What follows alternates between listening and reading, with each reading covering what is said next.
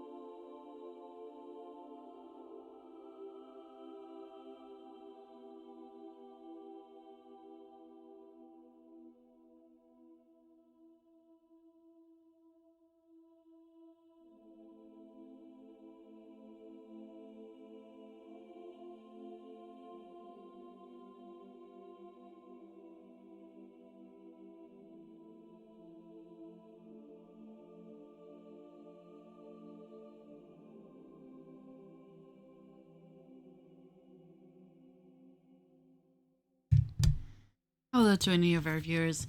Just getting my phone set so I can see the stream chat. There we go. Okay. As always, we are reading from the Narnia Chronicles. We are reading them in chronological order, not in publishing order. And we are currently on the Silver Chair. Yeah. And chapter 8. So we have Eustace and his friend Paul. Yes. They have gotten sucked into Narnia and they are to assist this, I forgot his name, Glum. He's like a weird frog person, to find the missing prince, the son of Caspian from the previous stories. Went missing. They've reached the giant's castle. Chapter 8, The House of Harfang.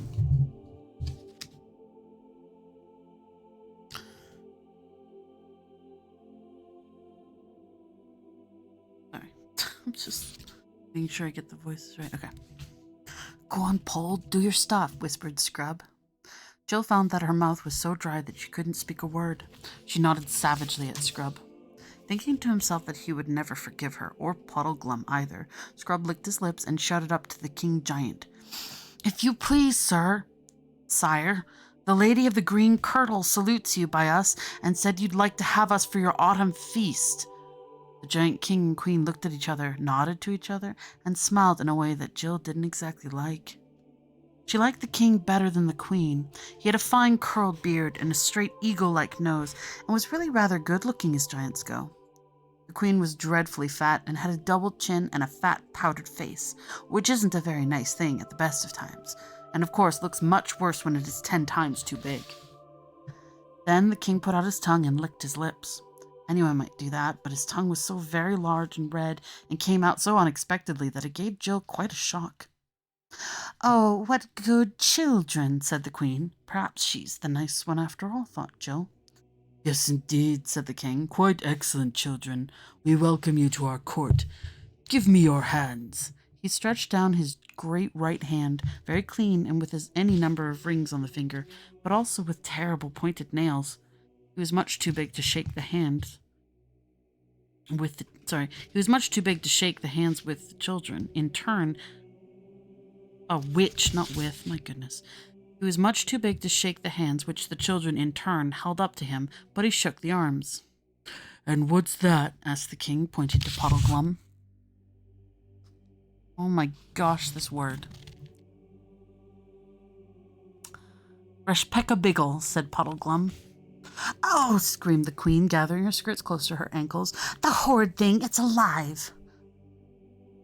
He's quite all right, your majesty. Really, he is, said Scrub hastily.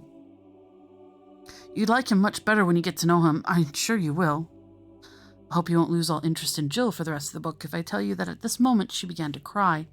There was a good deal of excuse for her. Her feet and hands and ears and nose were still only just beginning to thaw. Melted snow was trickling off her clothes. She had had hardly anything to eat or drink that day, and her legs were aching so that she felt she could not go on standing much longer.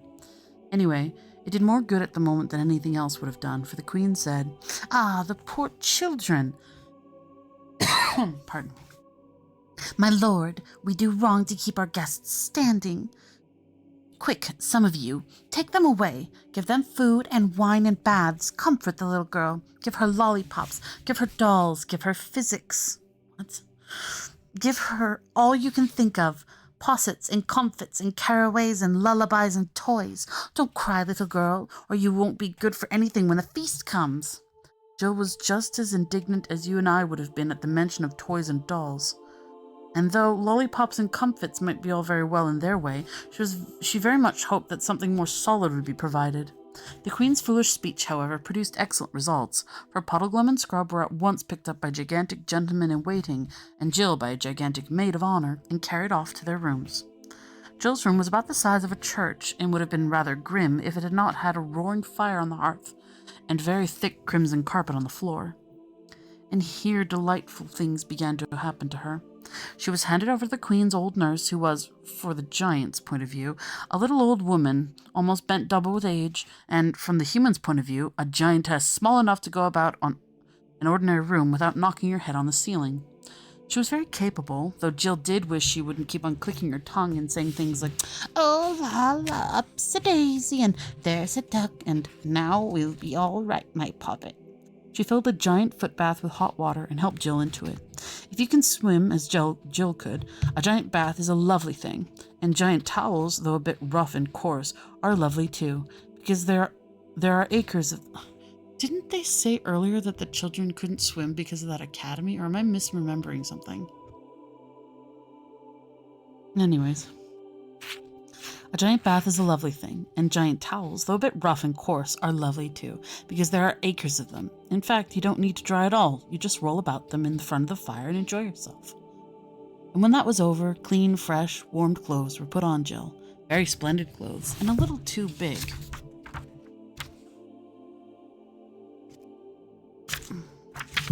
Too big for her, but clearly made for humans, not giantesses. "I suppose if that woman in the green kirtle comes here, they must be used to guests of our size," thought Jill. She soon saw that she was right about this, for a table and chair of the right height for an ordinary grown-up human were placed for her, and the knives and forks and spoons were the proper size too. It was delightful to sit down, feeling warm and clean at last. Her feet were still bare, and it was lovely to tread on the giant carpet. She sank in it well over her ankles, and it was just the thing for sore feet. The meal, which I suppose we must call dinner, though it was nearer tea time, was a cockaliki soup, and hot roast turkey, and a steamed pudding, and roast chestnuts, as much fruit as you could eat. The only annoying thing was that the nurse kept coming in and out, and every time she came in, she brought a gigantic toy with her, a huge doll bigger than Jill herself, a wooden horse on wheels about the size of an elephant, a drum that looked like a young gasometer, and a woolly lamb. They were crude, badly made things, painted in very bright colors, and Jill hated the sight of them. She kept on telling the nurse she didn't want them, but the nurse said, "Tut, tut, tut, tut. You'll want 'em all right when you've had a bit of rest, I know. Hee hee hee. Betty bye now, a precious poppet." The bed was not a giant bed, but only a big four-poster, like what you might see in an old-fashioned hotel, and very small it looked in that enormous room. She was very glad to tumble into it. "Is it snowing, nurse?" she asked sleepily. "No, raining now, ducky," said the giantess. "Rain'll wash away all the nasty snow. Precious poppet will be able to go out and play tomorrow." And she tucked Jill up and said good night. I know nothing so disagreeable as being kissed by a giantess. Jill thought the same, but was asleep in 5 minutes. The rain fell steadily all evening and all the night, dashing against the windows of the castle, and Jill never heard it, but slept deeply past supper time and past midnight. And then came the deadest hour of the night, and nothing stirred but the mice in the house of the giants. At that hour there came to Jill a dream. It seemed to her that she awoke in the same room and saw the fire, sunk low and red, and in the firelight the great wooden horse. And the horse came of its own will, rolling on its wheels across the carpet, and stood at her head. And now it was no longer a horse, but a lion, as big as the horse.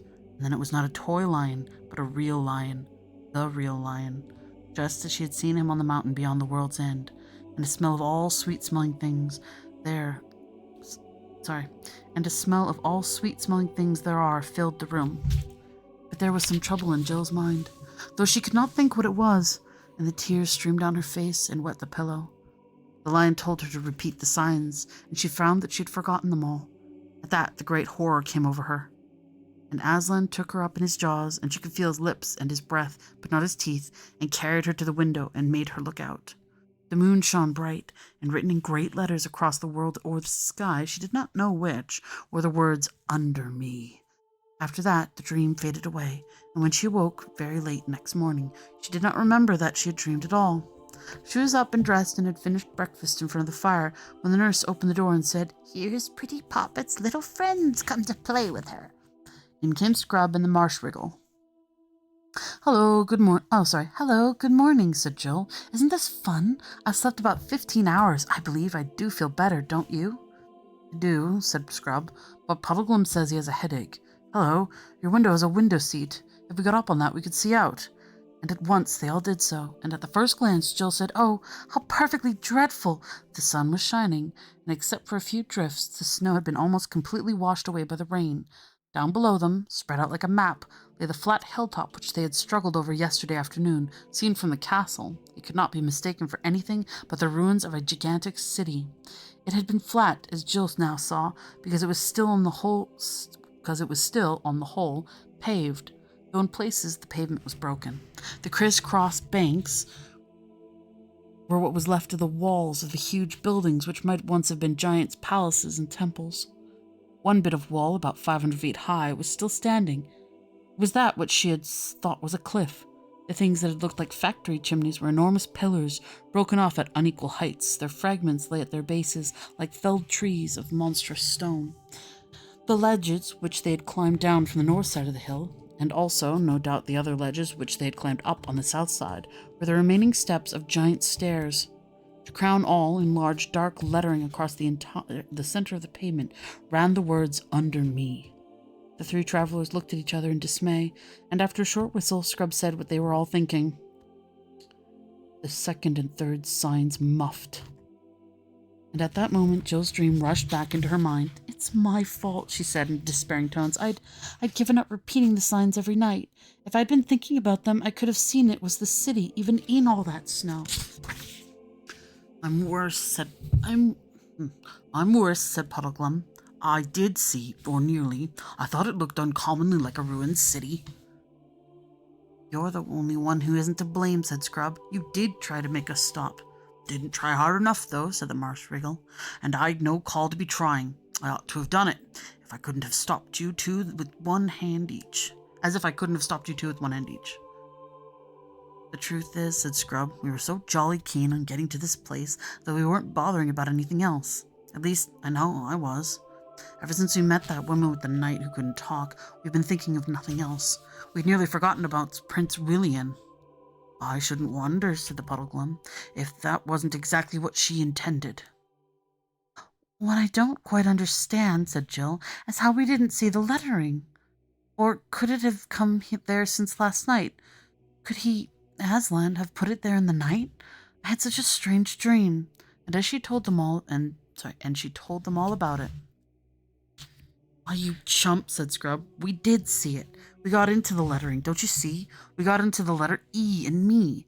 That was your sunk lane. We walked along the bottom stroke of the E, due north, turned to our rights along the upper right, came to another turn on the right, that's the middle stroke, and then went to the top left-hand corner, or if you like, the northeastern corner of the letter, and came back. Like the bally idiots we are." He kicked the window seat savagely and went on. "So it's no good, Pole. I know what you were thinking, because I was thinking the same. You were thinking how nice it would have been if Aslan hadn't put the instructions in the stone of the ruined city till after we'd passed it, and then it would have been his fault, not ours. So likely, isn't it? No, we must just own up. We've only 4 signs to go by, and we've miffed the first 3. "You mean I have," said Jill. "It's quite true. I've spoilt everything ever since you brought me here. All the same, I'm frightfully sorry and all that. All the same, what are the instructions? Under me doesn't seem to make much sense." "It does, though," said Puddleglum. "Means we've got to look for the prince under that city." "But how can we?" asked Jill. "That's the question," said Puddleglum, rubbing his big frog-like hands together. "How can we now? No doubt, if we'd had our minds on our job, we were at the ruined city, we would have been shown how, found a little door or cave or a tunnel, met someone to help us. Might have been, you never know, Aslan himself. We'd have gone down under those paving stones somehow or another. Aslan's instructions always work. There are no exceptions. But how to do it now, that's another matter." "Well, we shall just have to go back, I suppose," said Jill. "Easy, isn't it?" said Puddleglum. "We might try opening that door to begin with." And they all looked at the door and saw that none of them could reach the handle, and that almost certainly no one could turn it after they did. "Do you think they won't let us out if we ask?" said Jill, and nobody said, but everyone thought, supposing they didn't. It was not a pleasant idea. Puddleglum was dead against any idea of telling the giants their real business and simply asking to be let out. And of course the children couldn't tell without his permission, because they had promised. all three felt pretty sure that there would be no chance of escaping from the castle by night. Once they were in their rooms with the doors shut, they would be prisoners till morning. They might, of course, ask to have their doors left open, but that would rouse suspicions. Our only chance, said Scrub, is to try to sneak away by daylight. Mightn't there be an hour in the afternoon when most of the giants are asleep? And if we could steal down into the kitchen, mightn't there be a back door open? I'd hardly what I call a chance, said the Marsh Wriggle, but it's all the chance we're likely to get. As a matter of fact, Scrub's plan was not quite so hopeless as you might think. If you want to get out of a house without being seen, the middle of the afternoon is in some way a better time to try than the middle of the night. Doors and windows are more likely to be open, and if you are caught, you can always pretend you weren't meaning to go far and had no particular plans. It is very hard to make either giants or grown-ups believe if you're found climbing out of a bedroom window at 1 o'clock in the morning. We must put them off their guard, though, said Scrub. We must pretend we love being here and are longing for this autumn feast. That's tomorrow night, said Puddleglum. I heard one of them say so. I see, said Jill. We must pretend to be awfully excited about it, and keep on asking questions. They think we're absolute infants anyway, which will make it easier. Hi, Carrie. Gay, said Puddleglum in a deep sigh. That's what we've got to be, gay. As if we hadn't a care in the world. Frolicsome. You two youngsters haven't always got very high spirits, I've noticed. You must watch me and do as I do. I'll be gay, like this. And he assumed a ghastly grin. And frolicsome. Here he cut a most mournful caper. You'll soon get into it, if you keep your eyes on me. They think I'm a funny fellow already. You see, oh my gosh, turning the page. I dare say you two thought I was a trifle tipsy last night, but I do assure you it was, well, most of it was put on. I had an idea it would come in useful somehow. The children, when they talked over their adventure afterwards, could never feel sure whether this last statement was quite strictly true, but they were sure that Puddleglum thought it was true when he made it. All right, gay's the word, said Scrub. Now if we could only get someone to pull open this door. While we're fooling about and being gay, we've got to find all we can about this castle. Luckily, at that very moment the door opened, and the giant nurse bustled in, saying, Now, my poppets, like to come and see the king and all the court setting out of the hunting. Such a pretty sight. They lost no time in rushing out past her and climbing down the first staircase they came to. The noise of hounds and horns and giant voices guided them, so that in a few minutes they reached the courtyard. The giants were all on foot, for there are no giant horses in that part of the world, and the giants' hunting is done on foot, like beagling in England. The hounds also were of normal size. When Jill saw that there were no horses, she was at first dreadfully disappointed, for she felt sure that if the great fat queen would never go after hounds on foot, and it would never do to have her about the horse all day. Then she saw the queen in a kind of litter supported on the shoulders of 6 young giants. The silly old creature was all got up in green and had a horn at her side.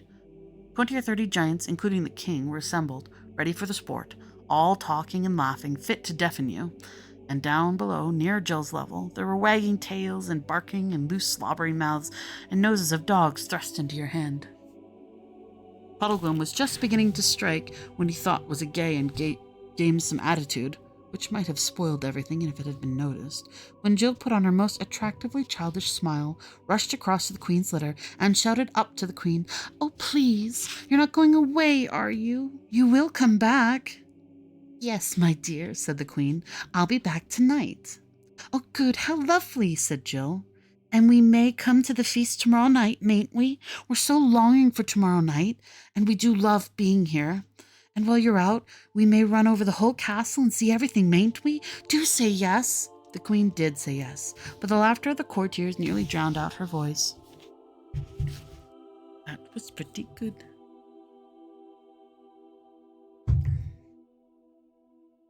Chapter 9. How they discovered something worth knowing. The others admitted afterwards that Jill had been wonderful that day. As soon as the king and the rest of the hunting party had set off, she began making a tour of the whole castle and asking questions, but all in such an innocent, babyish way that no one could suspect her of any secret design. Though her tongue was never still, you could hardly say she talked. She prattled and giggled. She made love to everyone, the grooms, the porters, the housemaids, the ladies in waiting, and the elderly giant lords whose hunting days were past. She submitted to being kissed and pawed about by any number of giantesses, many of whom seemed sorry for her and called her a poor little thing, though none of them explained why. She made especial friends with the cook and discovered the all-important fact that there was a scullery door which led you out through the outer wall, so that you did not have to cross the courtyard or pass the great gatehouse. In the kitchen, she pretended to be greedy and ate all sorts of scraps which the cook and scullions delighted to give her. But upstairs among the ladies, she asked questions about how she would be dressed for the great feast, and how long she would be allowed to sit up, and whether she would dance with some very, very small giant. And then, it made her hot all over when she remembered it afterwards, she would put her head on one side in an idiotic fashion, which grown-ups, giants and otherwise, thought very fetching, and shake her curls and fidget and say, "Oh, I do wish it was tomorrow night, don't you? You don't think the time will go quickly till then?" And all the giantess said she was a perfect little darling, and some of them dabbed their eyes with enormous handkerchiefs as if they were going to cry. "They're dear little things at that age," said one giantess to another. "It seems almost a pity." Scrub and Puddleglum both did their best, but girls do that kind of thing better than boys. Even boys do it better than marsh wriggles. At lunchtime, something happened, which made all three of them more anxious than ever to leave the castle of the great giants. They had lunch in the great hall, and at a little table of their own near the fireplace. At a bigger table, about 20 yards away, half a dozen old giants were lunching. Their conversations were so noisy and so high up in the air that the children soon took no more notice of it than you would of hooters outside the windows or traffic noises in the street. They were eating cold venison, a kind of food which Jill had never tasted before, and she was liking it. Suddenly, Puddleglum turned to them, and his face had gone so pale that he could see the paleness under the natural muddiness of his complexion, and said, "Don't eat another bite." "What's wrong?" asked the other two in a whisper. "Didn't you hear what those giants were saying?" "There's a nice tender haunch of venison," said one of them. "Then that stag was a liar," said another.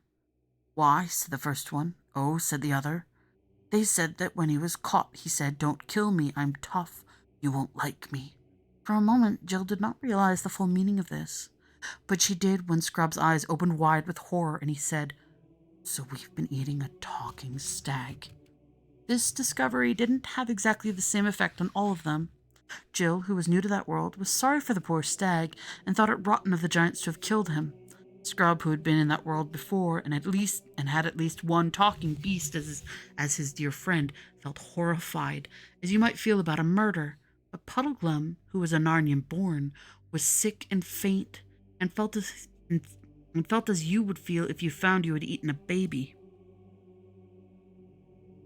"We'd brought the anger of Aslan on us," he said.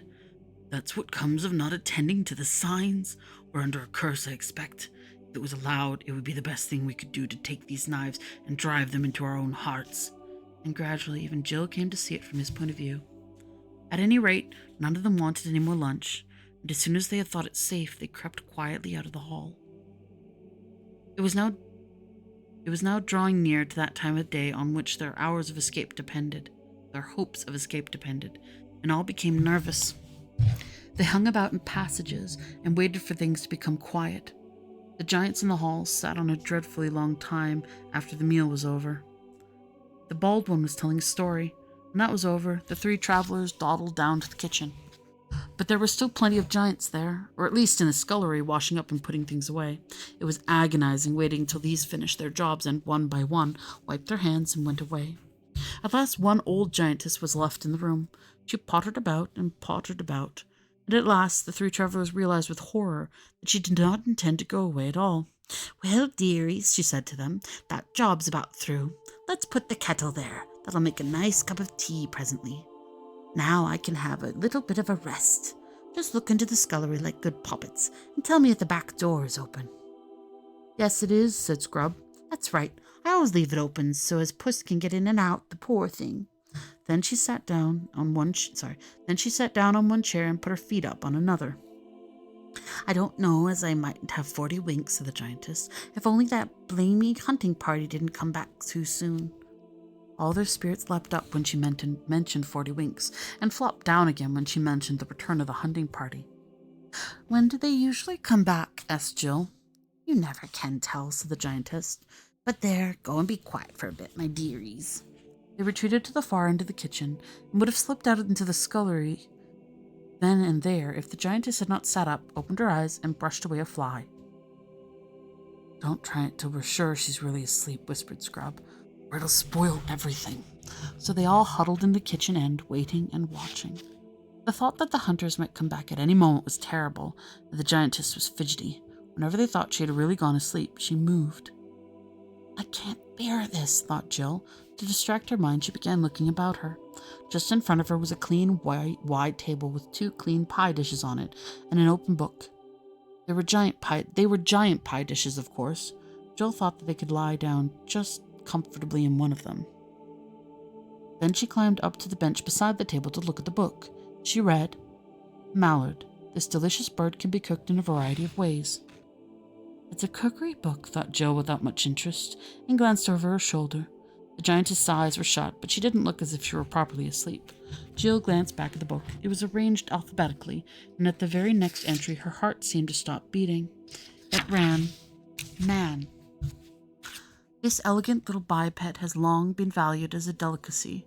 It forms a traditional part of the autumn feast, and is served between the fish and the joint. Each man," but she could not bear to read any more. She turned round. The giantess had woken up and was having a fit of coughing. Jill nudged the other 2 and pointed to the book. They also mounted the bench and bent over the huge pages. Scrub was still reading about how to cook men when Puddleglum pointed to the next entry below it. It was like this: "Marsh wriggle. Some authorities reject this animal altogether as unfit for giants' consumption because of its stringy consistency and muddy flavor. The flavor can, however, be greatly reduced if—" Jill touched his feet and scrubbed gently. Touched his feet and scrubbed gently.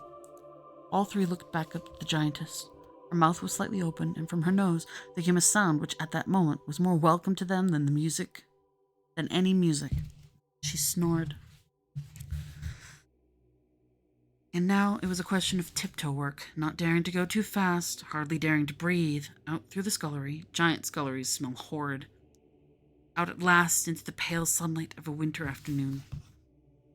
They were at the top of a rough little path which ran steeply down, and thank heavens, on the right side of the castle, the city ruinous was in sight. In a few minutes they were back on the broad, steep road which led down from the main gate of the castle. They were also in full view from every single window on that side. If it had been 1 or 2 or 5 windows, there'd be a reasonable chance that no one might be looking out. But there were nearer 50 than 5. They now realized, too, that the road on which they were, and indeed all the ground between them and the city of Ruinous, didn't offer as much cover as would hide a fox. It was all coarse grass and pebbles and flat stones. To make matters worse, they were now in the clothes the giants had provided for them. Except Puddleglum, whom nothing would fit. Jill wore a vivid green robe, rather too long for her, and over that a scarlet mantle fringed with white fur. Scrub had scarlet stockings, blue tunic and cloak, a gold-hilted sword, and a feathered bonnet. "Nice bit of colors you 2 are," muttered Puddleglum. "Show up very prettily on a winter day. The worst archer in the world couldn't miss either of you if you were in range. And talking of archers, it'd be sorry not to have our own bows before long. I shouldn't wonder. Bit thin, too, those clothes of yours, are they?" "Yes, I'm freezing already," said Jill.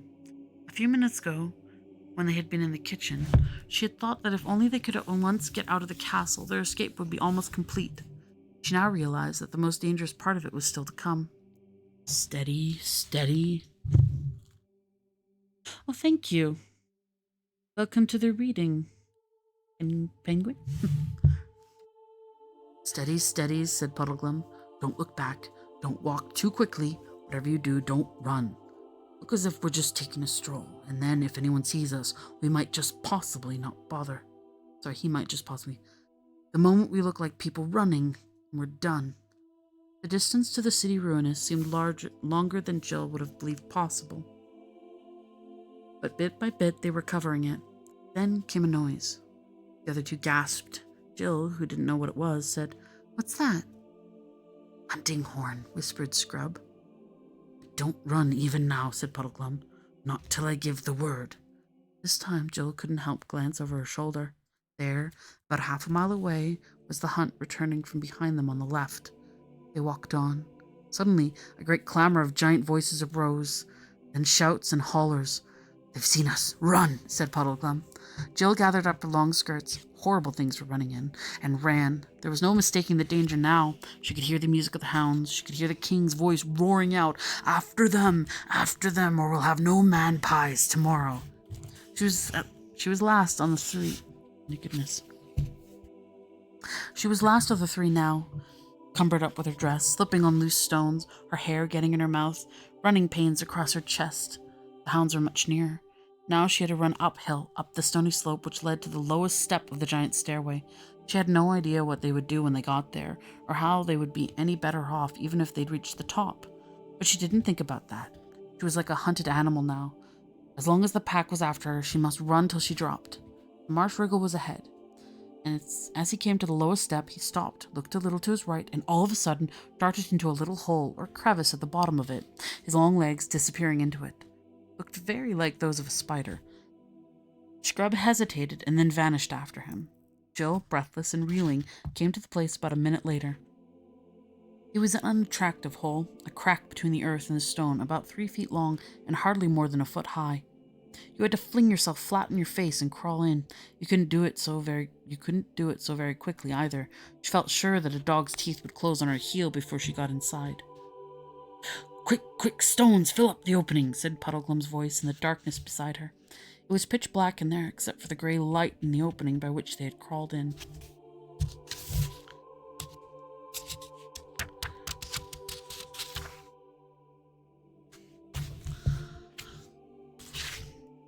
The other two were working hard. She could see Scrub's small hands and the marsh wriggle's big frog-like hands black against the light, working desperately to pile up stones. Then she realized how important this was and began groping for large stones herself and handing them to the others. Before the dogs were braying and yelping at the cave mouth, they had it pretty well filled, and now, of course, there was no light at all.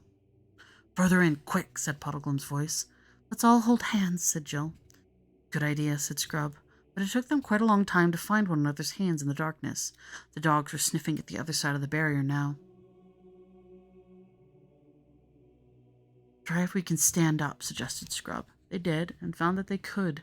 Then Puddleglum holding out a hand behind him to Scrub, and Scrub holding a hand out behind him to Jill, who wished very much that she was the middle one of the party, and not the last, began groping with their feet and stumbling forwards into the blackness. It was all loose stones underfoot. Then Puddleglum came up to a wall of rock. He turned a little to their right and went on. There were a good many more twists and turns. Jill had no sense of direction at all, and no idea where the mouth of the cave lay.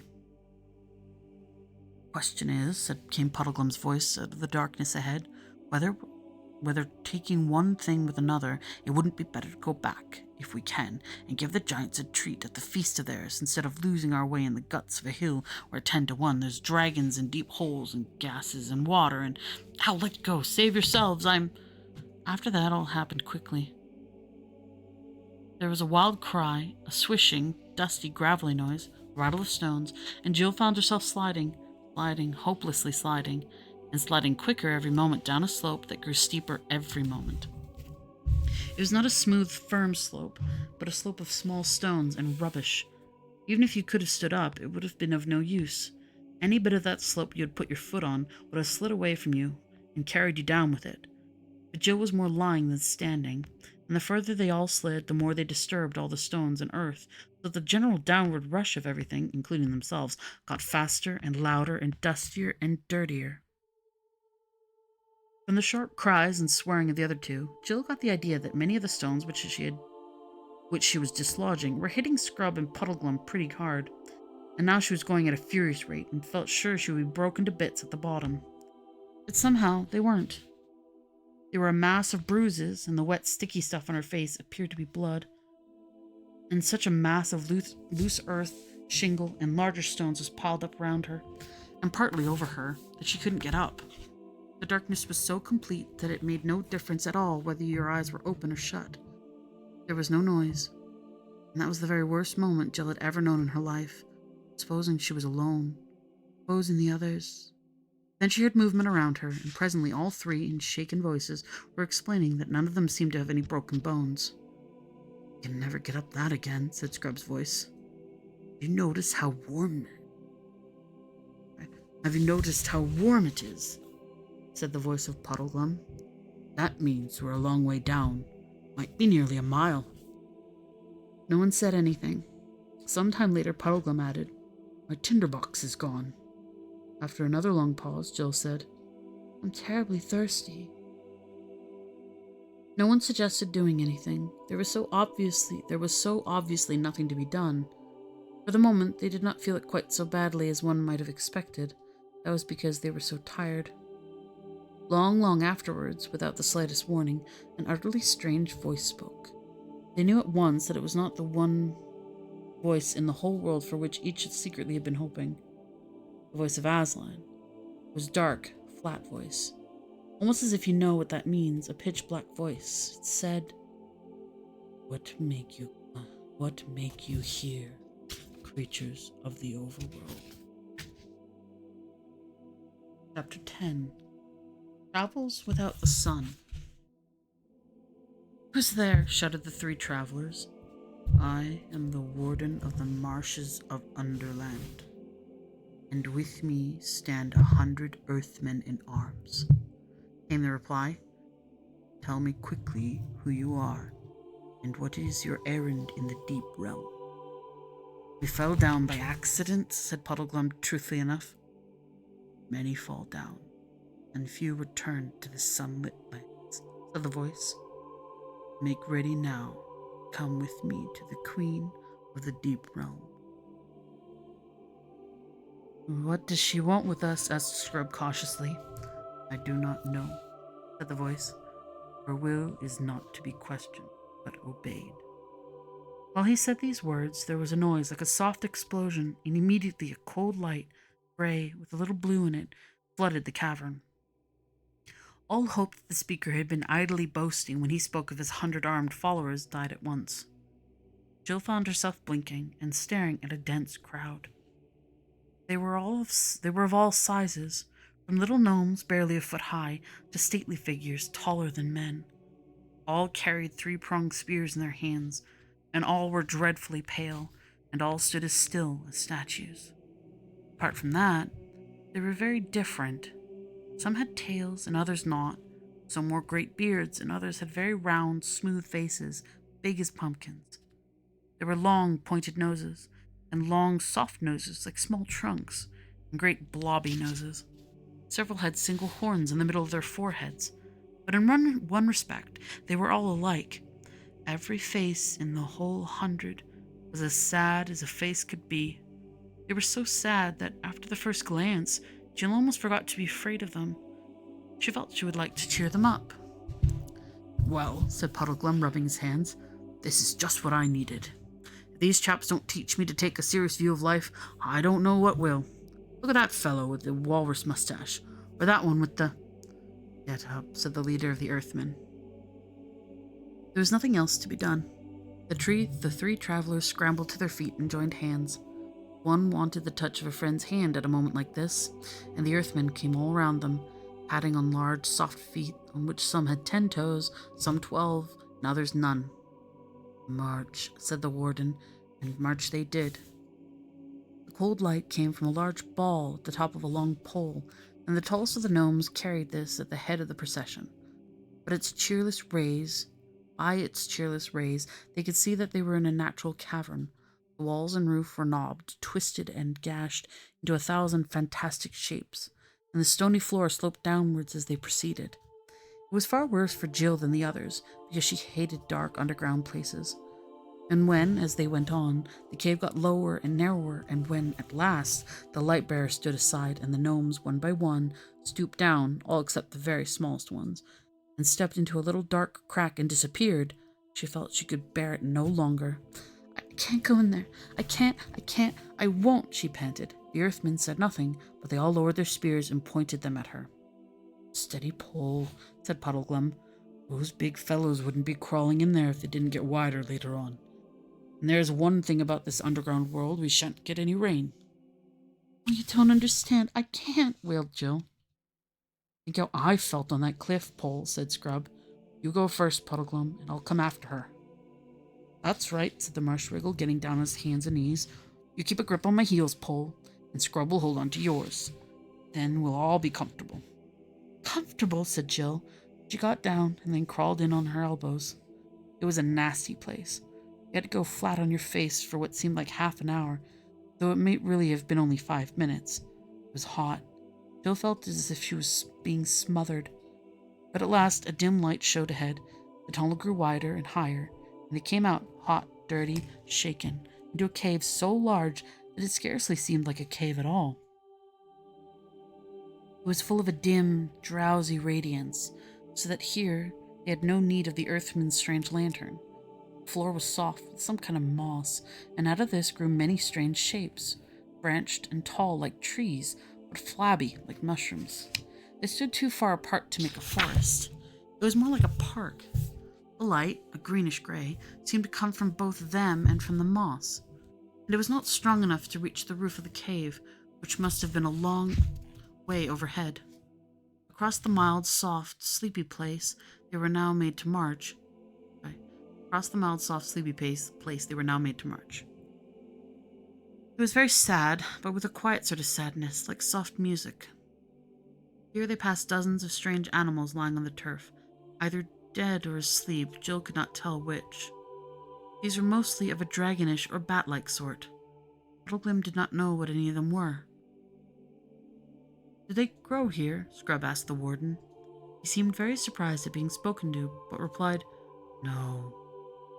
They are all beasts that have found their way down by chasms and caves, out of overland into the deep realm. Many come down, and few return to the sunlit lands. It is said that they will all wake the end of the world. His mouth shut like a box when he had said this. In the great silence of that cave, the children felt that they would not dare speak again. The bare feet of the gnomes padded on the deep moss made no sound. There was no wind, there were no birds, there was no sound of water, there was no sound of breathing from the strange beasts. When they had walked for several miles, they came to a wall of rock. In it, a low archway leading into another cavern. It was not, however, so bad as the last entrance, and Jill could go through it without bending her head. It brought them into a smaller cave, long and narrow, about the shape and size of a cathedral. And here, filling almost the whole length of it, lay an enormous man fast asleep. He was far bigger than any of the giants, and his face was not like a giant's, but noble and beautiful. His breath rose and fell gently under the snowy beard which covered him to the waist. Pure silver light, no one saw where it came from, rested upon him. Who's that? Asked Puddleglum, and it was so long since anyone had spoken that Jill wondered how he had the nerve.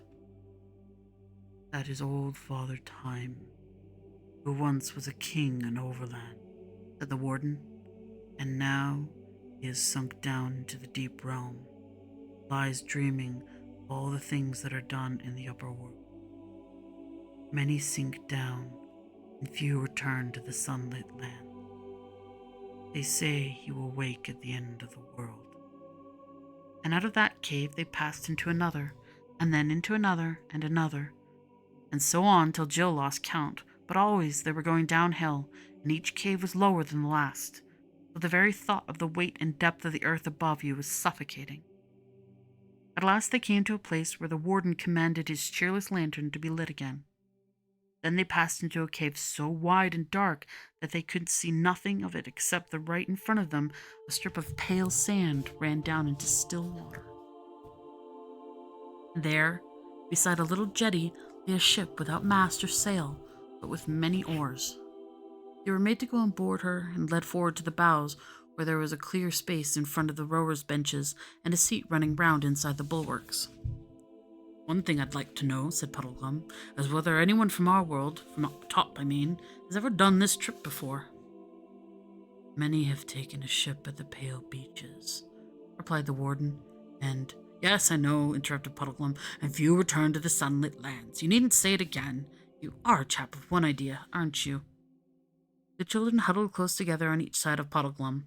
They had thought him a wet blanket while they were still above ground, but down here he seemed the only comforting thing they had. Then the pale lantern was hung up amidship. The Earthmen sat to the oars, and the ship began to move. The lantern cast its light only a short way. Looking ahead, they could see nothing but smooth, dark water fading into absolute blackness. Oh, whatever will become of us, said Jill despairingly. Now, don't let your spirits down, Pole, said the Marsh Wriggle. There's one thing you've got to remember. We're back on the right lines. We were to go under the ruined city, and we are under it. We're following the instructions again. Presently, they were given food, flat, flabby cakes of some sort which were hardly any taste, and after that, they gradually fell asleep. But when they woke, everything was just the same. The gnomes still rowing, the ship still gliding on, still dead blackness ahead. How often they woke and slept and ate and slept again, none of them could even remember. And the worst thing about it was that you began to feel as if you had always lived on that ship, in that darkness, and to wonder whether sun and blue skies and wind and birds had not been only a dream. They had almost given up hoping, of being afraid about anything, when at last they saw lights ahead, dreary lights like that of their own lantern. Then quite suddenly, one of these lights came close, and they saw that they were passing another ship. After that, they met several ships, and staring till their eyes hurt, they saw that some of the lights ahead were shining on what looked like wharfs, walls, towers, and moving crowds. But still, there was hardly any noise. By Jove, said Scrub, a city! And soon they all saw that he was right. But it was a queer city. The lights were so few and far apart that they would hardly have done for scattered cottages in our world. But the little bits of the place where you could see by the lights were like glimpses of a great seaport. You could make out in one place a whole crowd of ships loading and unloading, in another, bales of stuff and warehouses in a third, walls and pillars that suggested great palaces or temples, and always, wherever the light fell, endless crowds, hundreds of earthmen, jostling one another as they padded softly about their business in narrow streets, broad squares, or up great flights of steps. Their continued movement made a sort of soft, murmuring noise as the ship drew nearer and nearer. There was not a song or a shout or a bell or the rattle of a wheel anywhere. The city was as quiet and nearly as dark as the inside of an anthill. At last their ship was brought alongside a quay and made fast. The three travelers were taken ashore and marched up into the city. Crowds of earthmen, no two alike, rubbed shoulders with them in the crowded streets, and the sad lights fell on many sad and grotesque faces. But no one showed any interest in the strangers. Every gnome seemed to be as busy as it was sad, though Jill never found what they were so busy about. But the endless moving, shoving, hurrying, and the soft pat, pat, pat went on. At last they came to what appeared to be a great castle, though few of the windows in it were lighted. Here they were taken in and made to cross a courtyard, and to climb many staircases. This brought them in the end to a great murkily lit room. But in one corner of it, oh joy, there was an archway filled with quite different sort of light, the honest, yellowish warm light of such a lamp as humans use. What showed up by this light inside the archway was the foot of a staircase which wound upward between walls of stone. The light seemed to come from the top. Two earthmen stood one on each side of the arch like sentinels, or footmen. The warden went up to these two and said, as if it were a password, "Many sink down into the underworld, and few return to the sunlit lands," they answered, as if it were the countersign. Then all three put their heads together and talked. At last, one of the two gnomes in waiting said, "I tell you, the Queen's Grace is gone from hence on her great affair. We had best keep these top dwellers in strait prison till her homecoming. Few return to the sunlit lands." At that moment, the conversation was interrupted by what seemed to Jill the most delightful noise in the world. It came from above, from the top of the staircase, and it was clear, ringing, perfectly human voice, the voice of a young man. "What coils are you keeping down there?" Oh gosh, this name.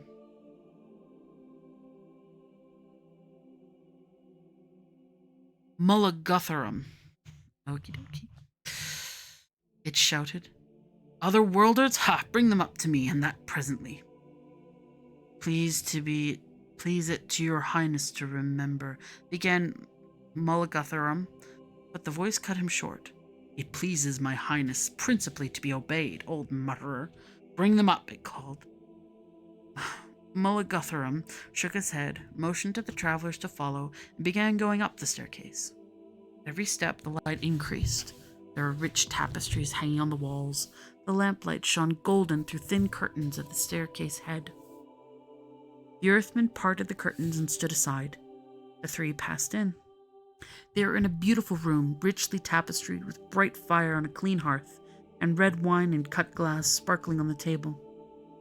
A young man with fair hair rose to greet them. He was handsome and looked both bold and kind, though there was something about his face that didn't seem quite right. He was dressed in black and altogether looked a little bit like Hamlet. "Welcome, overworlders," he cried. "But stay a moment, I cry you mercy. I have seen you two fair children, and this your strange governor before. Was not you three that met me by the bridge on the borders of Ettonsmoor, when I rode there by my lady's side?" "Oh, you were the Black Knight who never spoke," exclaimed Jill. "And was that lady the Queen of Underland?" asked Puddleglum, in no friendly voice, and Scrub, who was thinking the same, burst out, "Because if it was, I think she was jolly well mean to us. Oh my gosh, I can do this. I think she was jolly well mean to send us off to a castle of giants who intended to eat us. What harm had we ever done to her, I should like to know?" "How?" said the Black Knight with a frown. "If you were not so young a warrior boy, you and I would have fought to the death on this quarrel. I can hear no words against my lady's honor. But of this you may be assured, that whatever she said to you, she said of good intent. You do not know her. She is a nosegay." What the hell is that word? Nosegay or nosg? I don't know, whatever. "Of all virtues, as truth, mercy, consistency, gentleness, courage, and the rest. I say what I know. Her kindness to me alone, who can in no way reward her, would make an admirable history. But you shall know and love her hereafter. Meanwhile, what is your errand in the deep lands?" And before Puddleglum could stop her, Jill blurted out, "Please, we are trying to find Prince Rilian of Narnia." And then she realized what a frightful risk she had taken. These people might be enemies, but the knight showed no interest. "Rilian? Narnia?" he said carelessly. "Narnia? What land is that? I have never heard the name. It must be 1,000 leagues from these parts of the overworld that I know. But it was a strange fantasy that brought you seeking this. How do you call him? Billion? Trillion? In my lady's realm, indeed. To my certain knowledge, there's no such man here." He laughed very loudly at this, and Jill thought to herself, "I wonder if that's what's wrong with his face. Is he a bit silly?" "We have been told to look for a message on the stones of the city ruinous," said Scrub, "and we saw the words 'under me.'" The knight laughed even more heartily than before. "You were the more deceived," he said. "Those words meant nothing to your purpose. Had you but asked my lady, she could have given you better counsel. Those words are all that is left of a longer script, which in ancient times, as she well remembers, expressed this verse: Though under earth enthroneless now I be, yet where I lived all earth was under me. From which it is plain that some great king of the ancient giants, who lies buried there, caused this boast to be cut into the stone over his sepulchre. Though the breaking up of some stones and the carrying away of others for new buildings and the filling up of cuts with rubble has left only 2 words that can still be read. It is not the merriest jest in the world that you should have thought that were written to you." This was like cold water down the back to Scrub and Jill, for it seemed to them very likely that the words had nothing to do with their quest at all, and that they had been taken by a mere accident. "Mind him," said Puddleglum. "There are no accidents. Our guide is Aslan. He was there when the great king caused the letters to be cut. He knew already all things that would come of them, including this. This guide of yours must be a long liver, friend," said the knight with another of his laughs. Jill began to find them a little irritating. And it seems to me, sir, answered Puddleglum, that this lady of yours might be a long liver too, if she remembers the verse as it was when they were first cut. Very shrewd, frog face, said the knight, clapping Puddleglum on the shoulder and laughing again. And you have hit the truth. She is of divine race. I know neither age, and knows neither age nor death. I am the most thankful to her for all her infinite bounty to such a poor mortal wretch as I. For you must know, sires, I am a man under most strange afflictions, and none but the Queen's grace would have had any patience with me. Patience, said I, but it goes far beyond that. She has promised me a great kingdom in Overland, and when I am king, her own most gracious hand in marriage. But the tale is too long for you to hear fasting and standing. Hi there, some of you, bring wine and updwellers' food for my guests. Please you be seated, gentlemen. Little maiden, sit in this chair. You shall hear it all. Chapter 11, In the Dark Castle.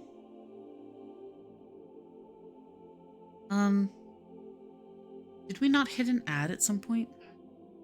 Oh, okay. When the meal, which was pigeon pie... Oh, well, that's a good time to pause then. When you say soon, you sometimes mean like 2 minutes from now. Oh, stretch.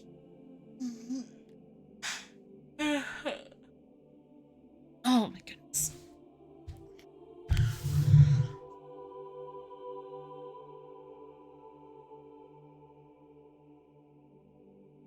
I just wish it would tell me, like, I can't really see the ads activity on this. Push.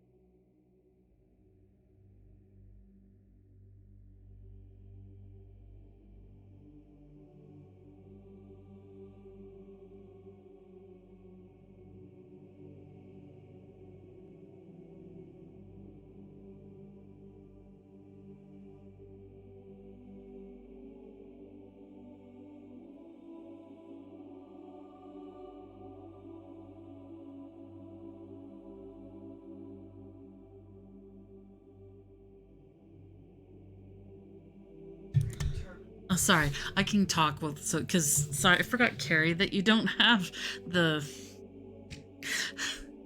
you don't have to listen to the ads. I was asking Hero 5th how many Pokemon were in the original. I think it was 150, wasn't it? Okay, and what was the second release? Was it 250 or 300? 250.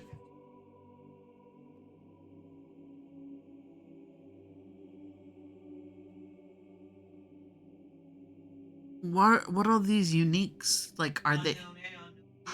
Oh yeah, the unknowns. You can classify as individual letters, or They are. They're classified as individual records. oh, okay. How many? How many are there? 178. I counted them myself. 278. Blimey. No, I meant like how many unknown there are. Oh. I was like, here, I'm just trying to imagine, like, what all symbols are the unknowns. We start getting wingdings.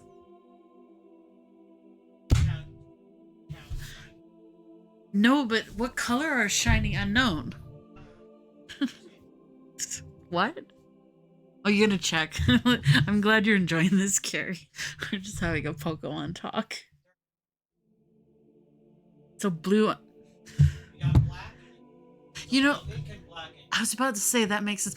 I hope that if they do a regional unknown, they should make them red, because then you have all the colors that come with the standard typewriter. The red, black. Scary, though? What's that? It probably won't. Like in Japanese lore or in Korean, Japanese. wingding unknowns?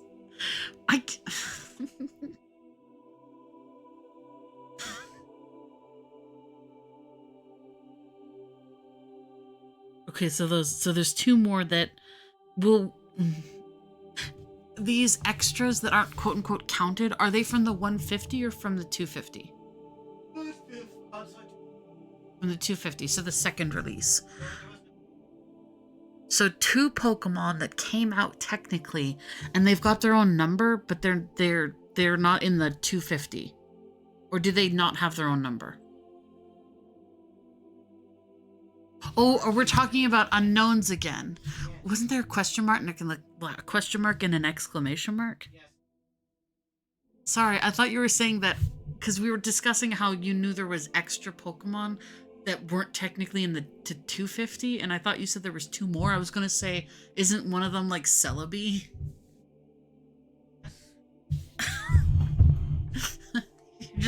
You're exasperated with me. I'm sorry. 207.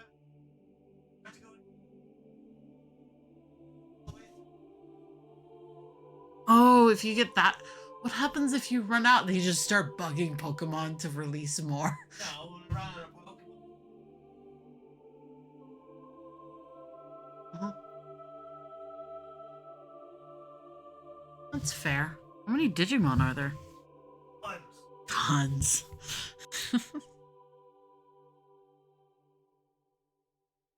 I don't. Oh, okay. Sorry. Focus.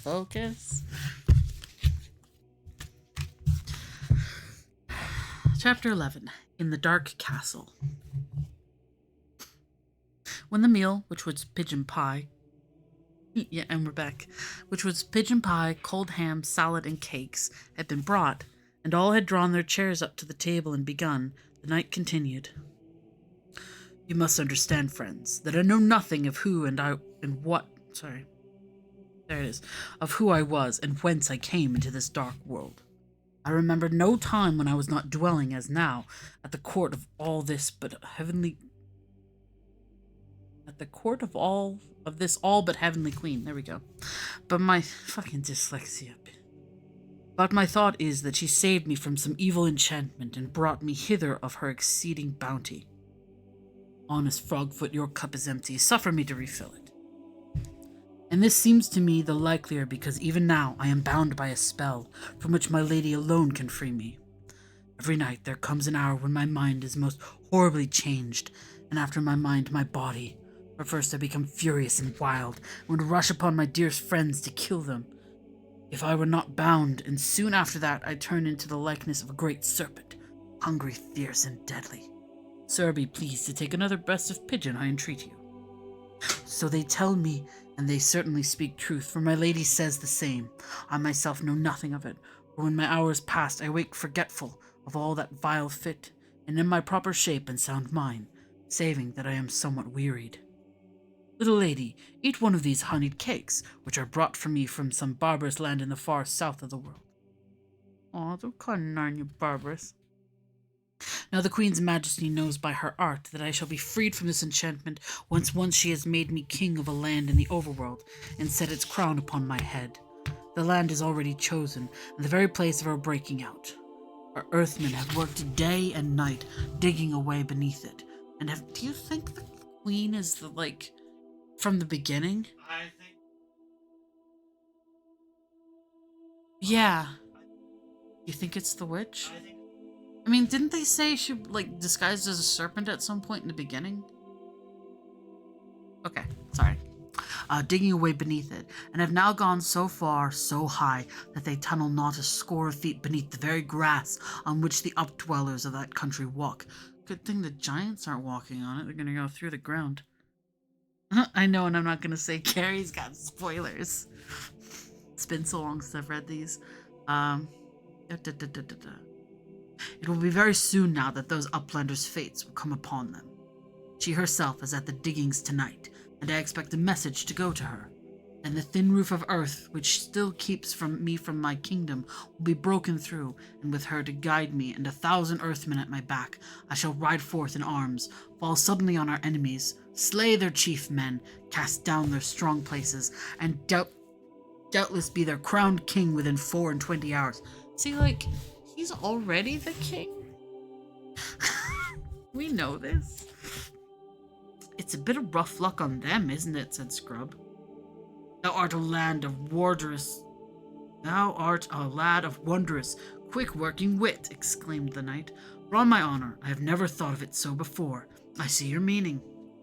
He looked very slightly troubled for a moment or two, but his face soon cleared, and he broke out with another of his loud laughs. But fie on gravity!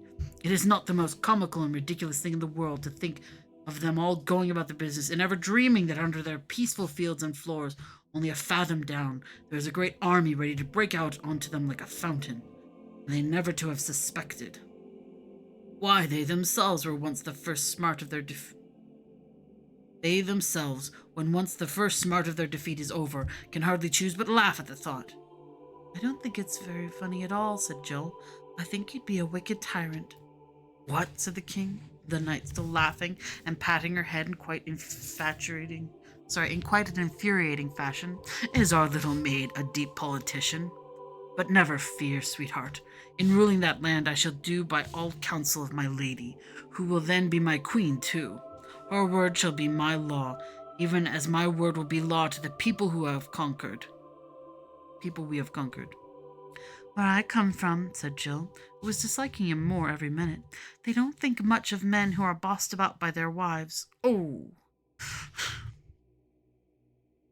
Shalt think otherwise when thou hast a man of thine own, I warrant you, said the knight, apparently thinking this very funny. But with my lady it is another matter. I am well content to live by her word, who has already saved me from 1,000 dangers. No mother has taken pains more tenderly for her child than the Queen's Grace has for me. Why, look you, amid all her cares and business, she rideth out with me in the overworld many a time, and oft to accustom my eyes to the sunlight. And then I must go fully armed and with visor down, so that no man may see my face, and I must speak to no one, for she has found out by art magical that this would hinder my deliverance from the grievous enchantment I lie under. It is not that a lady worthy of a man's whole worship. Sounds a very nice lady indeed, said Puddleglum in a voice which meant exactly the opposite. Oh. They were thoroughly tired of the night's talk before they had finished supper. Puddleglum was thinking, I wonder what game that witch is really playing with this young fool. Scrub was thinking, he's a great baby, really, tied to that woman's apron strings. He's a sap. And Jill was thinking, he's the silliest, most conceited, selfish pig I've met for a long time. But when the meal was over, the knight's mood had changed. There was no more laughter about him. Friends, he said, my hour is now very near. I am ashamed that you would see me, yet I dread being left alone. They will come in presently and bind me hand and foot to yonder chair. Alas, so it must be, for in my fury, they tell me, I would destroy all that I could reach.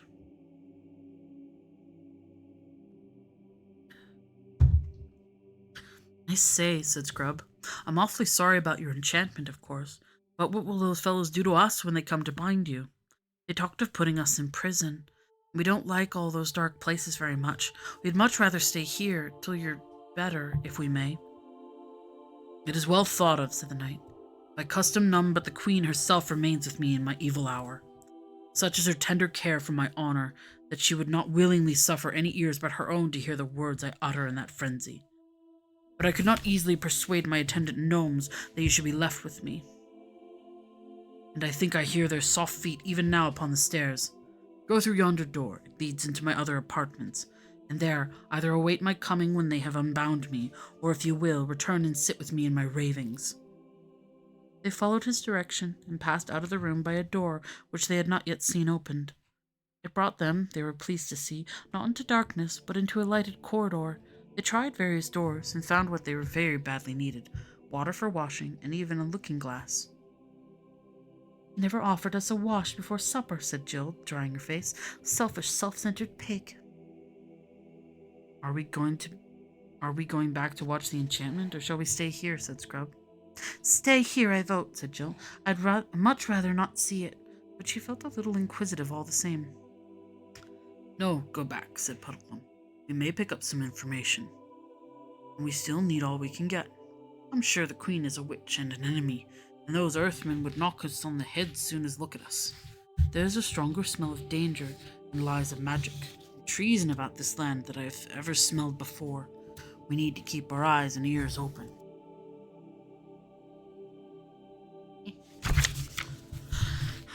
They went back down the corridor and gently pushed the door open. "It's all right," said Scrub, meaning that there were no Earthmen about. And they all came back into the room where they had supped. The main door was now shut, concealing the curtain between which they had first entered. The knight was seated in a curious silver chair, to which he was bound by his ankles, his knees, his elbows, his wrists, and his waist. There was sweat on his forehead, and his face was filled with anguish. "Come in, friends," he said, glancing up. "The fit is not yet upon me. No noise, for I told that prying chamberlain that you were in bed. Now I can feel it coming. Quick, listen while I am master of myself. When the fit is upon me, it well may be that I shall beg and implore you with entreaties and threatenings to loose my bonds. They say I do. I shall call upon you by all that is most dear and most dreadful, but do not listen to me. Harden your hearts and stop your ears, for while I am bound, you are safe. But once I were up and about of this chair, then first would come my fury, and after that," he shuddered, "change into a loathsome serpent." "No fear of our loosing you," said Puddleglum. "We've no wish to meet wild men, or serpents either." I should think not," said Scrub and Jill together. "All the same," added Puddleglum in a whisper, "be so sure. Be on our guard. We've muffed everything else, you know. He'll be cunning, I shouldn't wonder, once he gets started. Can we trust one another? Do we all promise that whatever he says, we don't touch those cords? Whatever he says, mind you." "Rather," said Scrub.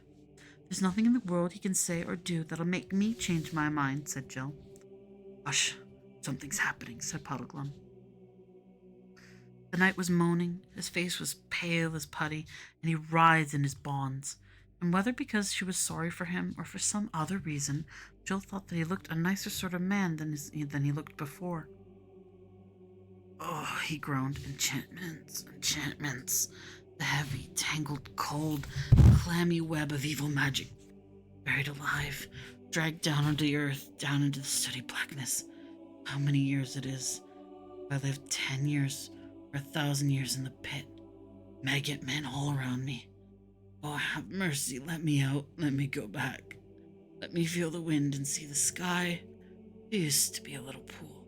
When you looked down into it, you could see all the trees growing upside down in the water, all green, and below them, deep, very deep blue sky."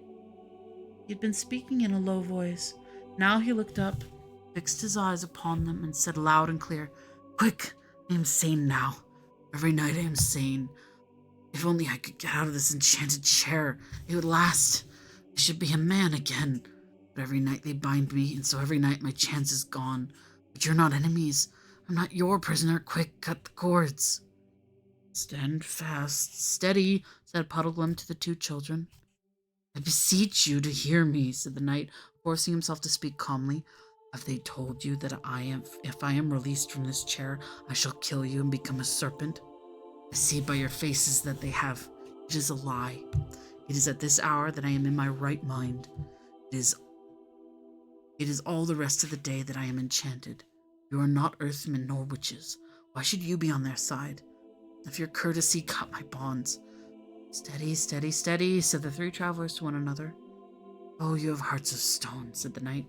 "Believe me, you look upon a wretch who has suffered almost more than any mortal heart can bear. What wrong have I done you, that you should side with my enemies to keep me in such miseries? and the minutes are slipping past. Now you can save me when this hour is past. I shall be witless again. The toy and lapdog, nay, more like the pawn and tool of the most devilish sorceress that ever planned the woe of men. And this night of all nights, when she is away, you take from me a chance that may never come again. This is dreadful. I do wish we'd stayed away till it was over, said Jill. Steady, said Puddleglum. The prisoner's voice was now rising to a shriek. Let me go, I say. Give me my sword, my sword. Once I am free, I shall take revenge on Earthmen take revenge on Earthmen that Underland will talk of it for 1,000 years. Now the frenzy is beginning, said Scrub. I hope those knots are all right. Yes, said Puddleglum. You have twice his natural strength if he got free now. I'm not clever with my sword. He'd get us both, I shouldn't wonder, and then Pull on her own would be left to tackle the snake. The prisoner was now so straining at his bonds that he cut into his wrists and ankles. Beware, he said, beware. One night I did break them, but the witch was there that time. You will not have her to help you tonight. Free me now, and I am your friend. I am your mortal enemy else. Cunning, isn't he? Said Puddleglum. Once and for all, said the prisoner, I adjure you to set me free, by all fears and all loves, by the bright skies of Overland, by the great lion, by Aslan himself, I charge you. Oh, cried the three travelers as though they had been hurt. It's the sign, said Puddleglum. It was the words of the sign, said Scrub. It was the words of the sign, said Scrub more cautiously. Well, what are we to do? It was a dreadful question. What had been the use of promising one another they would not on any account set the knight free, if they were now to do so the first time he happened to call upon a name they really cared about? On the other hand, what had been the use of learning the signs if they weren't going to obey them? Could Aslan have really meant them to unbind anyone, even a lunatic, who asked it in his name? Could it be a mere accident? Or how if the Queen of the Underworld knew all about the signs and had made the knight learn the names simply in order to entrap them? But then, supposing that it was the real sign, they had muffed 3 already, they daren't muff the 4th. Oh, if only we knew, said Jill. Think we do know, said Puddleglum. You mean you think everything will come out right if we do untie him, said Scrub. I don't know about that, said Puddleglum. You see, Aslan didn't tell Pull what would happen. He only told her what to do. That fellow will be on death of us once he's up. I shouldn't wonder. That doesn't let us off following the sign. They all stood looking at one another with bright eyes. It was a sickening moment. All right, said Jill suddenly. Let's get it over with. Goodbye, everyone. They all shook hands. The knight was screaming by now. There was foam on his cheeks. Come on, Scrub, said Puddleglum. He and Scrub drew their swords and went over to the captive. In the name of Aslan, they said, and began methodically cutting their cords. The instant the prisoner was free, he crossed the room in a single bound, seized his own sword, which had been taken from him and laid on the table, and drew it. You first, he cried, and fell upon the chair. That must have been a good sword. The silver gave way before its edge like string, and in a moment a few twisted fragments shining on the floor were all that was left. But as the chair broke, there came from it a bright flash, a sound like small thunder, and for a moment a loathsome smell. Lie there, vile engine of sorcery, he said, lest your mistress should ever use you for another victim. Then he turned and surveyed his rescuers, and the something wrong, whatever it was, had vanished from his face. What? He cried, turning to Puddleglum. Do I see before me a marsh-wriggle? A real live, honest Narnian marsh-wriggle? Oh, so you have heard of Narnia after all, said Jill. Had I forgotten it all? Had I forgotten it when I was under the spell? Asked the knight. Oh, that and all other bad evilments are now over. You may well believe that I know Narnia, for I am Rilian, Prince of Narnia, and Caspian the Great King is my father. Your Royal Highness, said Puddleglum, sinking on one knee, and the children did the same. We have come hither for no other reason than to seek you. And who are you, my other deliverers? Said the prince to Scrub and Jill. We were sent by Aslan himself from beyond this world's end to seek your highness, said Scrub. I am Eustace, who sailed with him to the end of Ramandu. I owe all 3 of you my a greater debt than I can ever pay, said Prince Rilian. But my father, is he yet alive? Sailed east again before we left Narnia, my lord, said Puddleglum, But your highness must consider that the king is very old. It is 10 to 1 his majesty must die on the voyage. He is old, you say? How long then have I been in the power of the witch? It is more than 10 years since your highness was lost in the woods at the north side of Narnia. 10 years, said the prince, drawing his hand across his face as if to rub away the past. Yes, I believe you. For now that I am myself, I can remember that enchanted life. Though while I was enchanted, I could not remember my true self. And now, fair friends, but wait, I hear their feet. Does it not sicken a man, that padding, woolly tread? Ugh! On the stairs. Lock the door, boy, or stay. I have a better thought than that. I will fool these earthmen, if Aslan gives me the wit. Take your cue from me. He walked resolutely to the door and flung it wide open.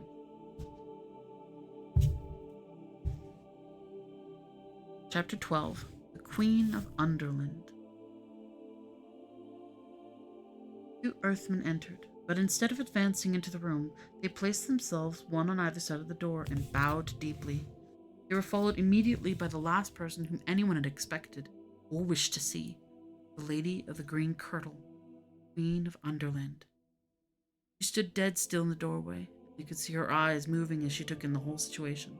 The 3 strangers, the silver chair destroyed, and the prince free with a sword in his hand. It turned very white. But Jill thought it was a sort of whiteness that comes over people's faces, not when they are frightened, but when they are angry. For a moment the witch fixed her eyes on the prince, and there was murder in them. Then she seemed to change her mind. Leave us, she said to the 2 earthmen, and let none disturb us till I call on pain of death. Gnomes padded away obediently, and the witch queen shut her and locked the door. How now, my lord prince, she said, has your nightly fit not yet come upon you, or is it over so soon? Why stand you here unbound? Who are these aliens, and why is it they who have destroyed the chair, which was your only safety? Prince William shivered as she spoke to him, and no wonder. It is not easy to throw off in half an hour an enchantment which has made one a slave for 10 years. Then, speaking with great effort, he said, Madam, there will be no more need of that chair, and you, who have told me 100 times how deeply you pitied me for the sorceries by which I was bound, will doubtlessly hear with joy that they are now endless forever. There was, it seems, some small error in your ladyship's way of treating them.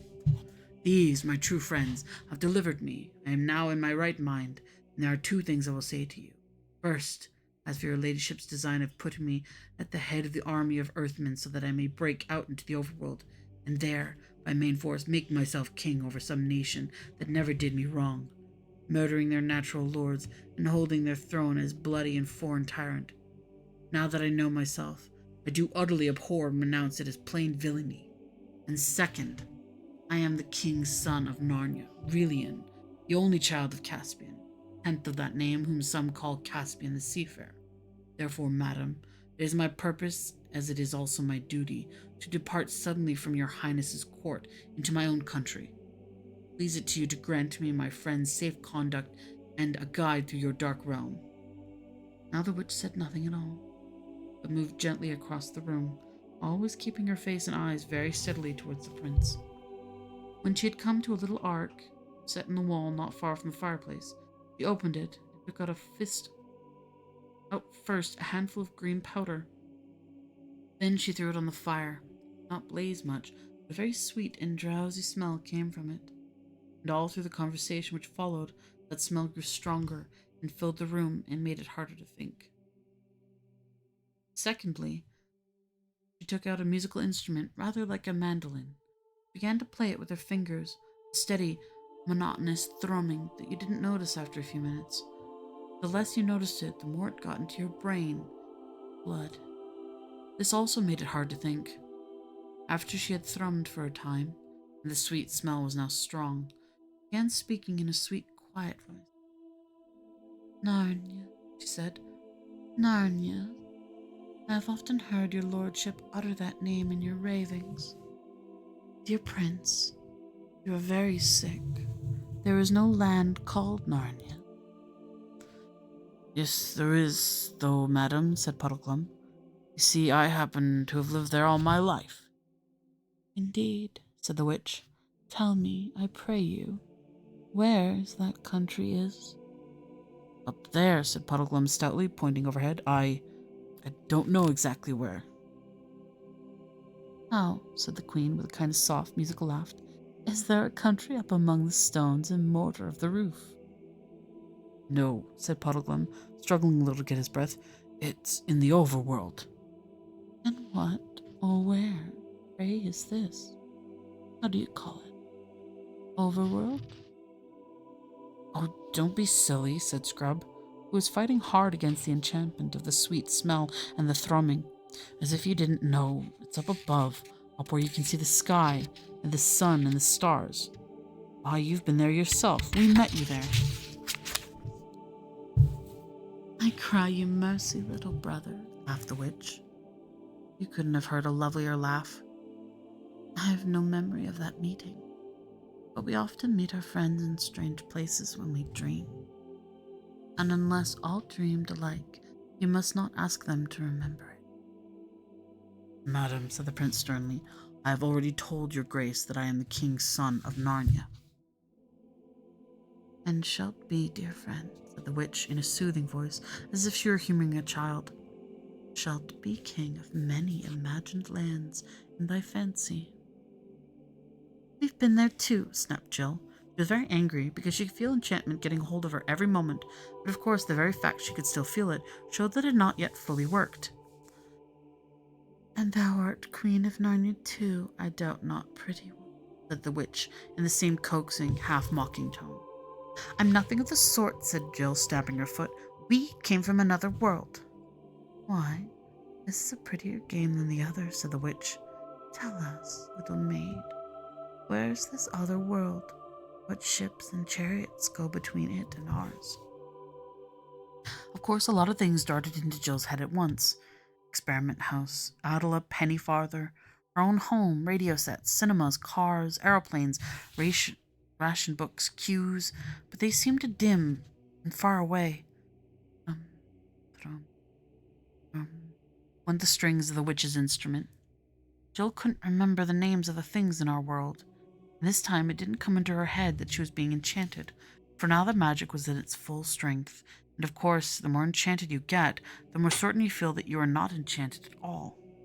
She found herself saying, and at the moment it was a relief to say, No, I suppose that other world must all be a dream. Yes, it is all a dream, said the witch, always thrumming. Yes, it's all a dream, said Jill. There never was such a world, said the witch. No, said Jill and Scrub, never was such a world. There never was any world but mine, said the witch. There was never any world but yours, said they. Puddleglum was still fighting hard.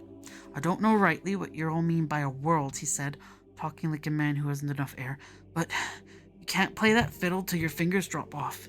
And still you won't make me forget Narnia, and the whole other overworld too. We'll never see it again, I shouldn't wonder. You may have blotted it out and turned it dark like this, for all I know. Nothing more likely. But I know I was there once. I've seen the sky full of stars. I've seen the sun coming up out of the sea of morning and sinking behind the mountains at night. And I've seen him up there in the middle sky when I couldn't look at him for brightness. Puddleglum's words had a very rousing effect. The other three all breathed again and looked at one another like people nearly awake. But there it is, cried the prince. Of course, the blessing of Aslan upon this honest marsh wriggle. We've all been dreaming these last few minutes. How could we have forgotten it? Of course we've all seen the sun. By Jove, so we have, said Scrub. Good for you, Puddleglum. You're the only one of us with any sense, I do believe. Then came the witch's voice, cooing softly like the voice of a wood pigeon from the high elms in an old garden at 3 o'clock in the middle of a sleepy summer afternoon, and it said, What is this sun that you all speak of? Do you mean anything by the word? Yes, we jolly well do, said Scrub. Can you tell me what it's like? Said the witch. Thrum, thrum, thrum, went the strings. Please it, your grace, said the prince very coolly and politely. You see that lamp? It is round and yellow and gives light to the whole room, and hangeth moreover from the roof. Now that thing which we call the sun is like the lamp, only far greater and brighter. It giveth light to the whole overworld and hangeth in the sky.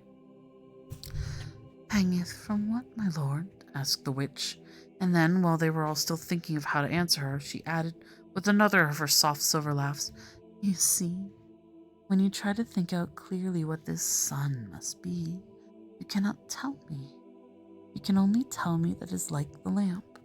Your sun is a dream, and there is nothing in that dream that was not copied from the lamp. The lamp is the real thing. The sun is but a tale, a children's story. Damn it, Carrie. The sun is a deadly laser.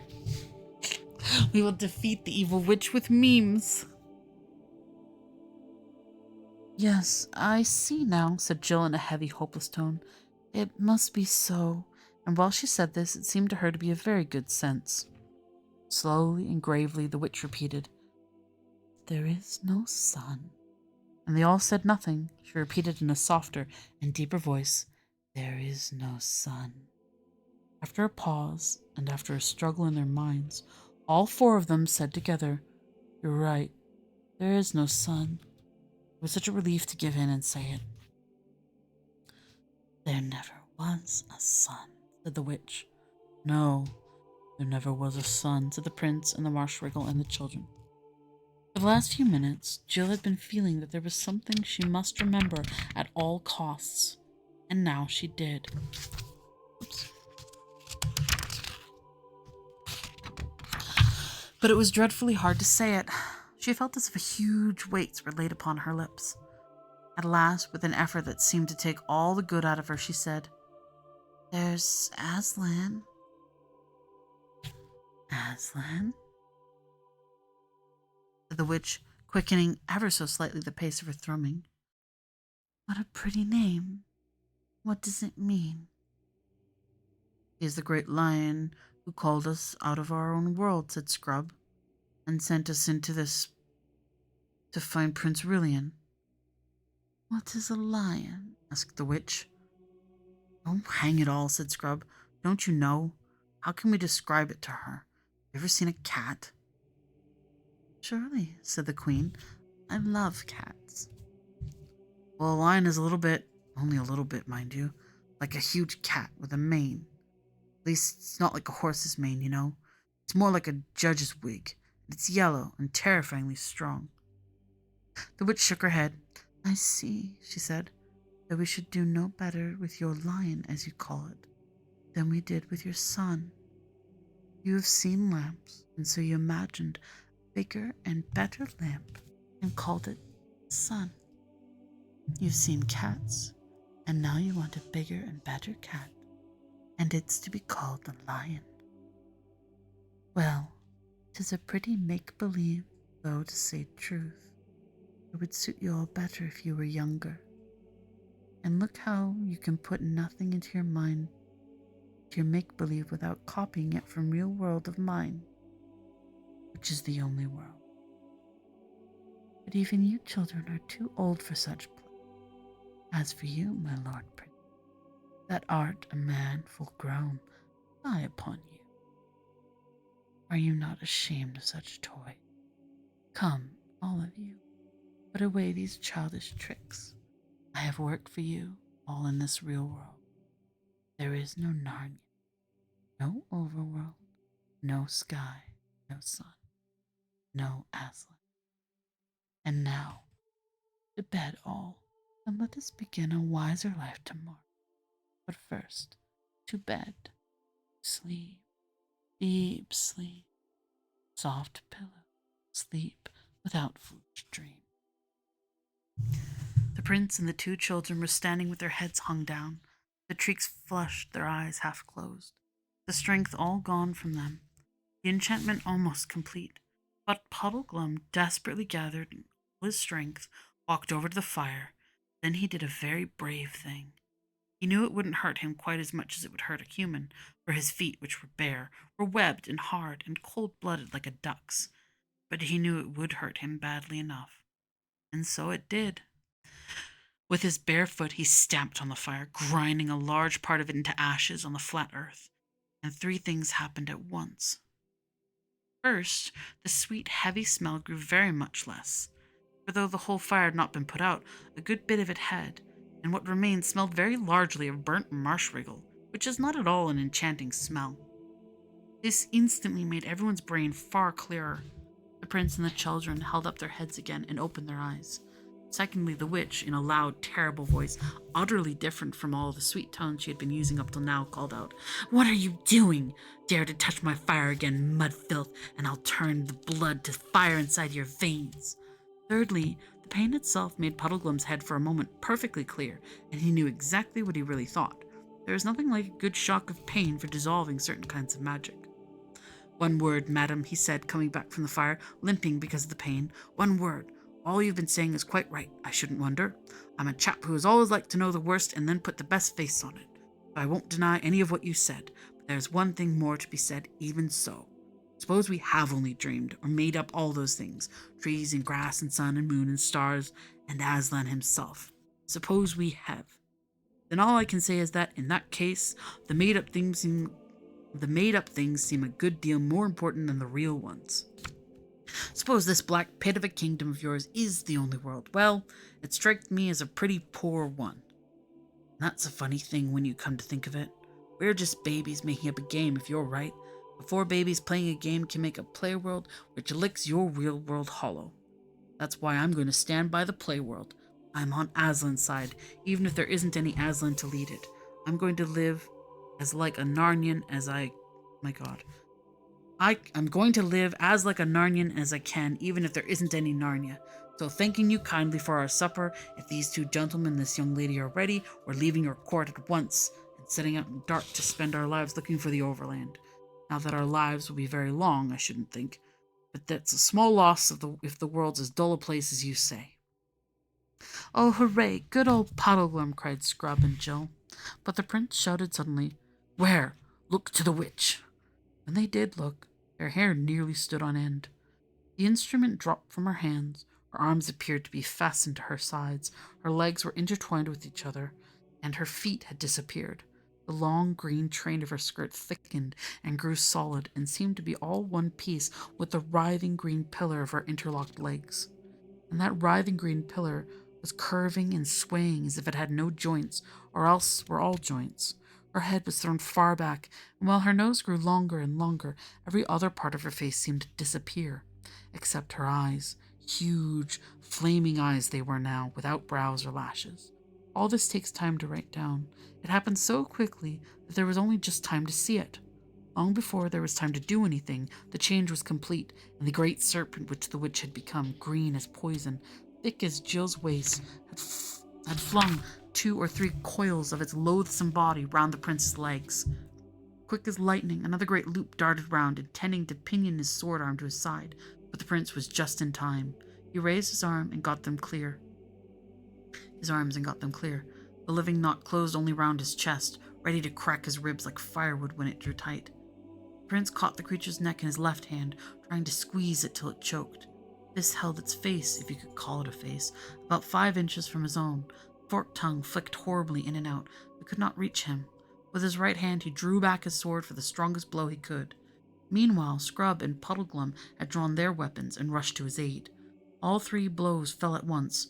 Scrub's, which did not even pierce the scales and did no good, on the body of the snake below the prince's hand, but the prince's own blow and Puddleglum's both on its neck. Even that did not quite kill it, though it began to loosen its hold on Rillian's legs and chest. With repeated blows, they hacked off its head. The horrible thing went on coiling and moving like a bit of wire long after it had died, and the floor, as you may imagine, was a nasty mess. Prince, when he had breath, said, "Gentlemen, I thank you." Then the 3 conquerors stood staring at one another and panting, without another word, for a long time. Jill had very wisely sat down and was keeping quiet. She was saying to herself, "I do hope I don't faint, oh blub, or do anything idiotic." "My royal mother is avenged," said William presently. "This is undoubtedly the same worm that I pursued in vain by the fountain in the forest of Narnia, so many years ago. All these years I have been the slave of my mother's slayer.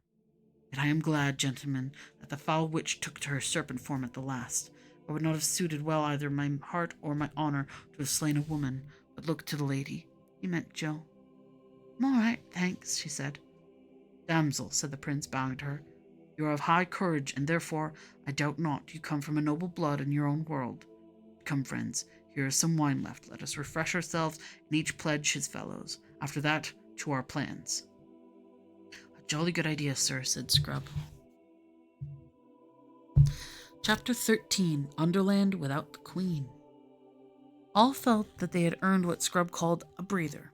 The witch had locked the door and told the Earthmen not to disturb her, so there was no danger of interruption for the present. The first business was, of course, Puddleglum's burnt foot, a couple of clean shirts from the prince's bedroom torn into strips and well greased on the inside with butter and salad oil. What the hell? People, do not rub butter and salad oil on burns or open wounds.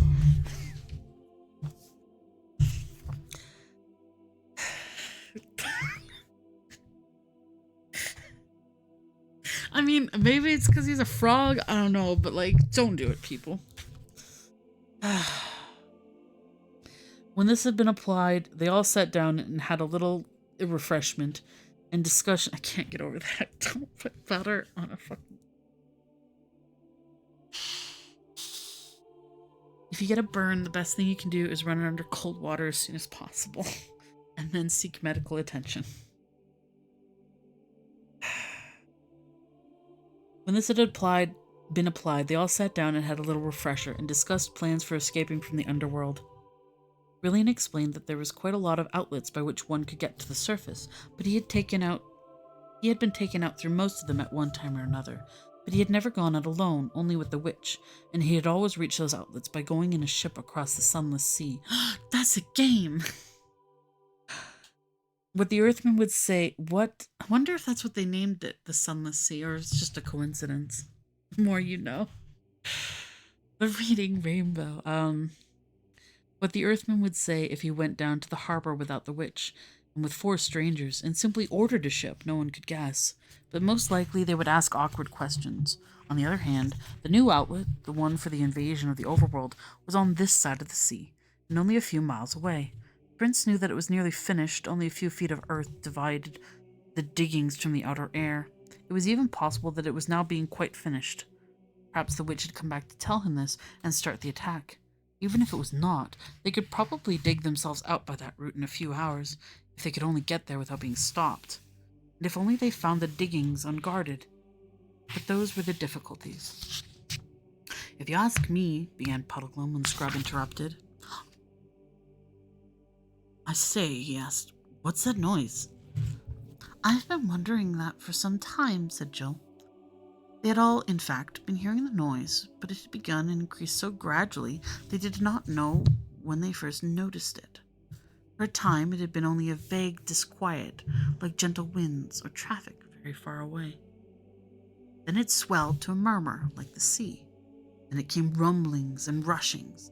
Now there seemed to be voices as well, and also a steady roaring that was not voices. By the line, said Prince Rillian, it seems the silent land has found a tongue at last. He rose, walked to the window, and drew aside the curtains.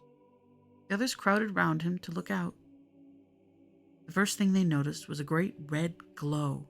Its reflection made a red patch on the roof of the underworld, thousands of feet above them, so that they could see a rocky ceiling which had perhaps been hidden in darkness ever since the world was made.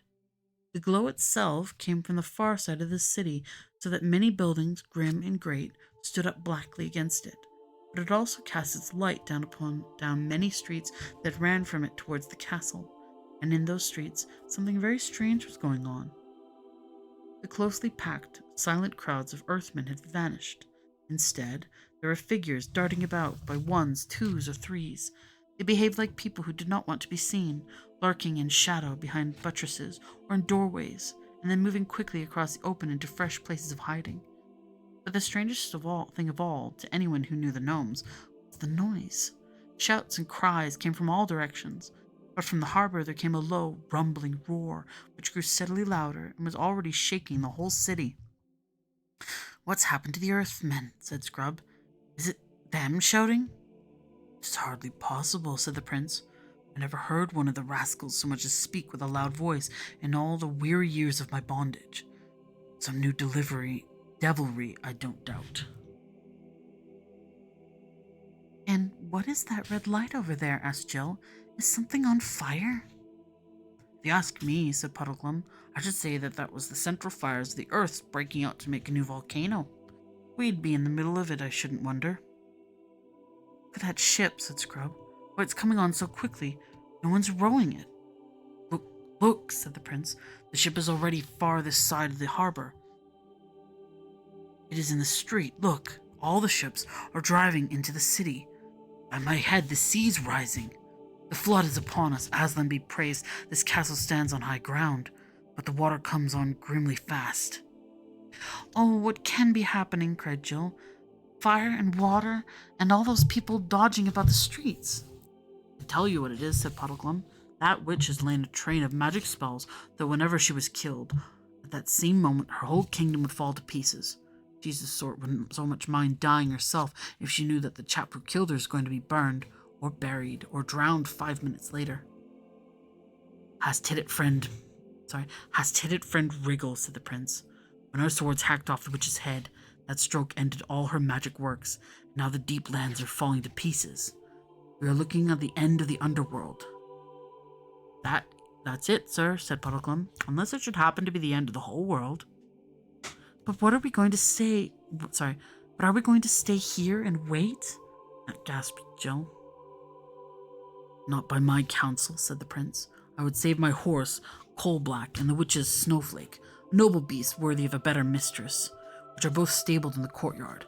After that, let us make shift to get out to high ground and pray that we shall find an outlet. The horses can carry 2 each at need, and if we put them into it, they may outstrip the flood." "Will your highness not put on armor?" asked Puddleglum. "I don't like the look of those," and he pointed down the street. Everyone looked down. Dozens of creatures, and now that they were close, they obviously were Earthmen, were coming up from the direction of the harbor. They were not moving like an aimless crowd. They behaved like modern soldiers in an attack, making rushes and taking cover, anxious not to be seen from the castle windows. "I dare not see the inside of that armor again," said the prince. "I wrote it as an immovable dungeon, and it stinks of magic and slavery. But I will take the shield." He left the room and returned with a strange light in his eyes a moment later. "Look, friends," he said, holding out the shield towards them. "An hour ago it was black and without device. And now this." The shield had turned bright as silver, and on it, redder than blood of cherries, was the figure of a lion.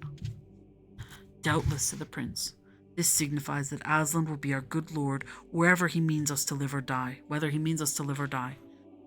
And all's one for that. Now, by my counsel, we shall all kneel and kiss his likeness, and then all shake hands one with another as true friends that may shortly be parted, and then let us descend into the city and take the adventure that is sent us." And they all did as the prince had said, but when Scrub shook hands with Jill, he said, "So long, Jill. Sorry I've been funkin' so ratty.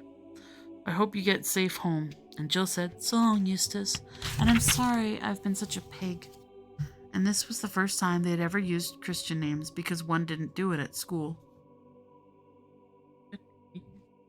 The prince unlocked the door, and they all went down the stairs, 3 of them with drawn swords, and Jill with drawn knife. The attendants had vanished, and the great room at the foot of the prince's stairs was empty. The gray, doleful lamps were still burning, and by their light they had no difficulty in passing gallery after gallery and descending stairway after stairway.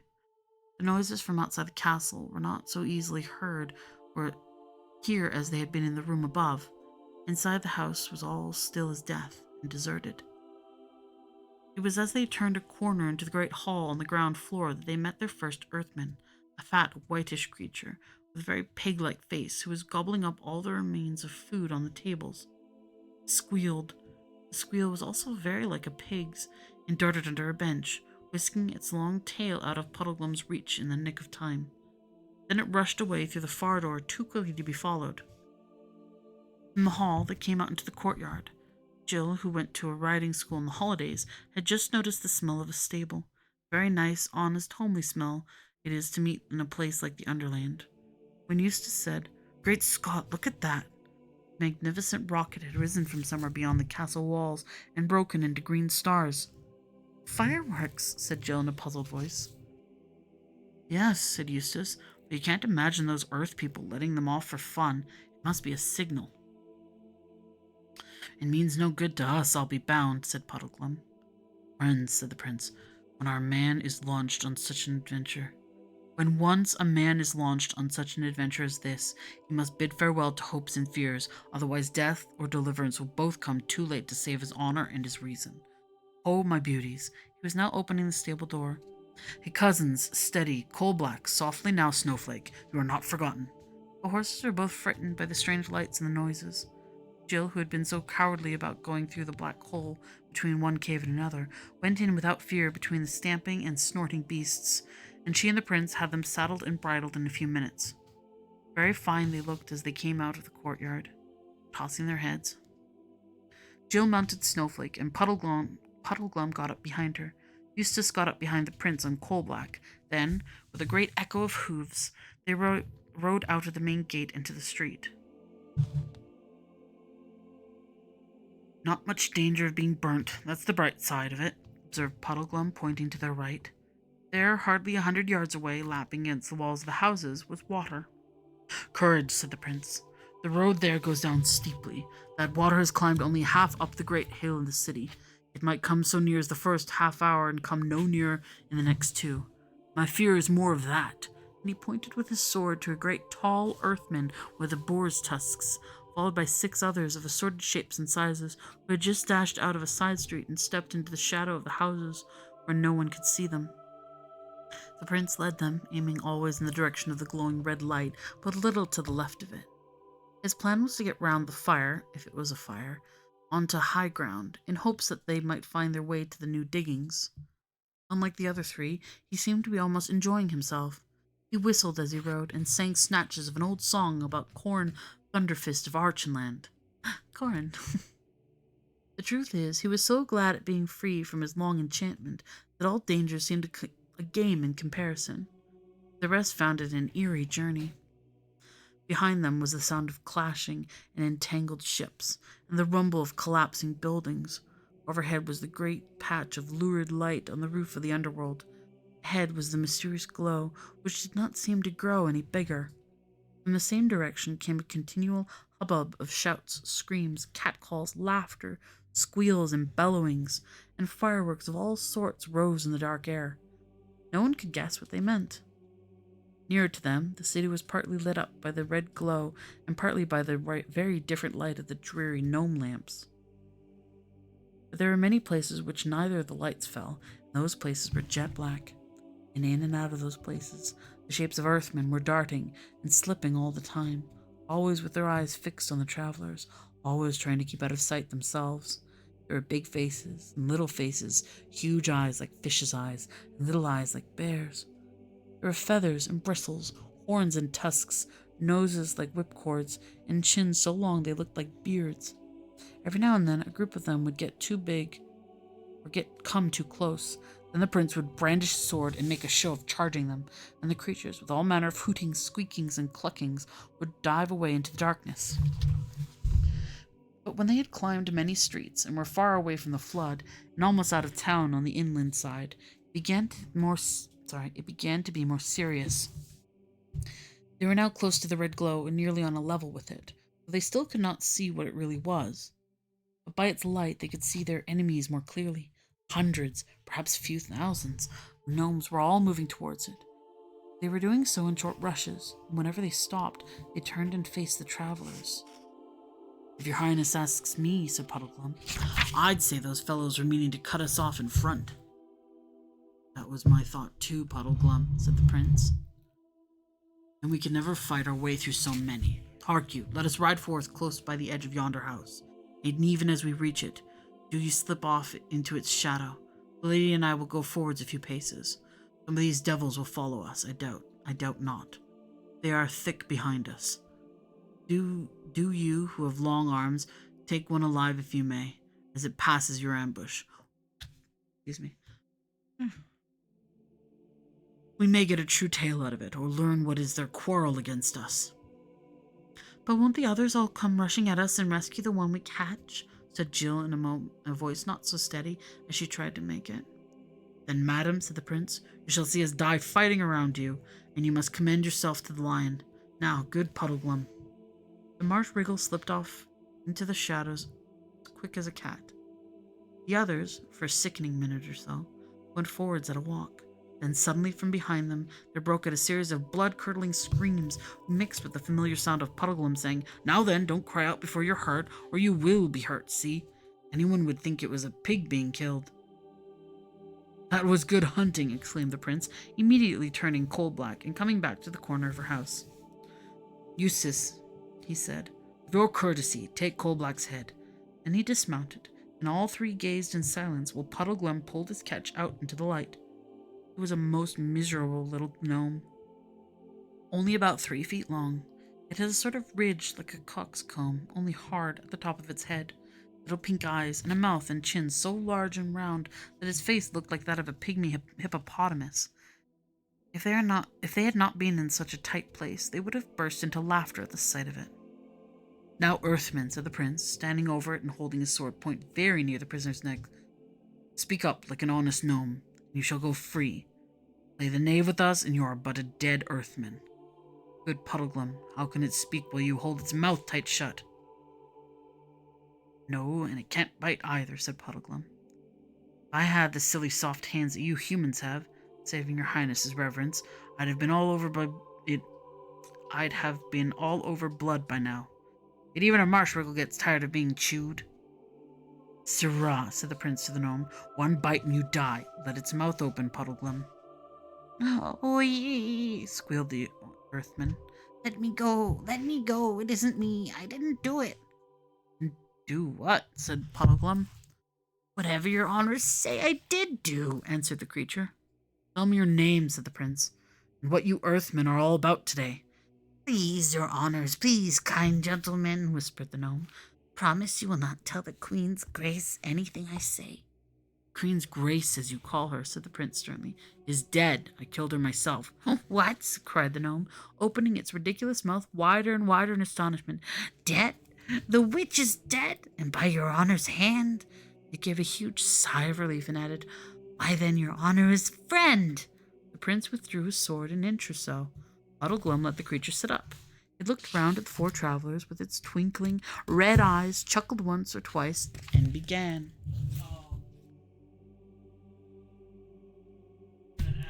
How long?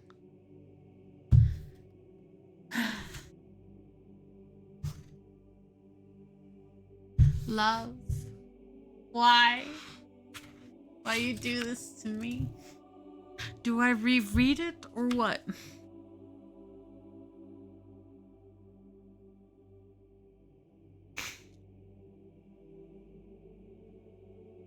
Can you see if, I don't know if anyone's listening, whether or not we ask them what they last remember?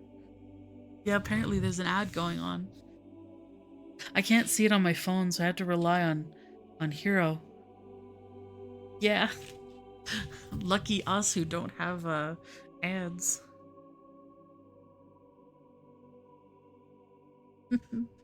I feel like a minute or so would have probably been, I'm guessing?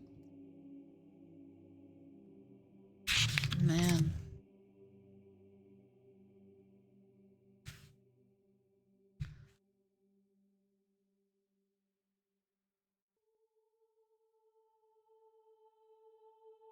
I'll just go from where the marsh wriggle slipped off.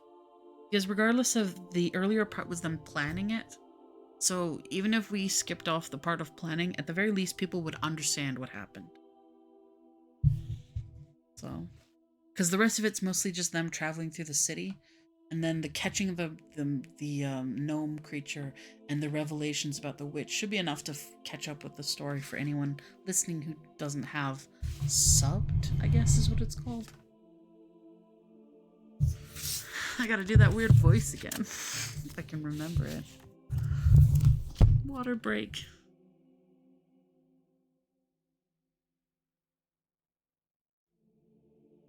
Sorry, did you get so invested in the story? You weren't even paying attention. What do you? Getting them. The what ready? Boats. Stretchies. Oh, votes, not boats. Oh my gosh. I'm like, the boats.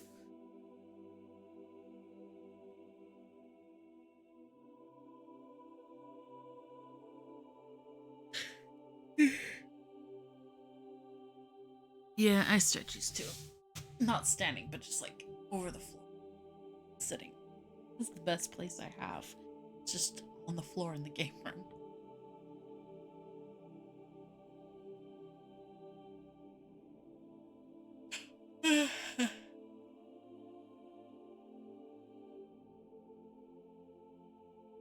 How far are we? I'm gonna finish this book tonight at this progress. Okay. Well, it doesn't. Even if Carrie is stretching, honestly, she's already heard this part. The marsh wriggle slipped off into the shadow as quickly as a cat. The others, for a sickening minute or so, went forwards at a walk. Then suddenly, from behind them, there broke out a series of blood-curdling screams mixed with a familiar voice of Puddleglum saying, "Now then, don't cry out before you're hurt, or you will be hurt, see?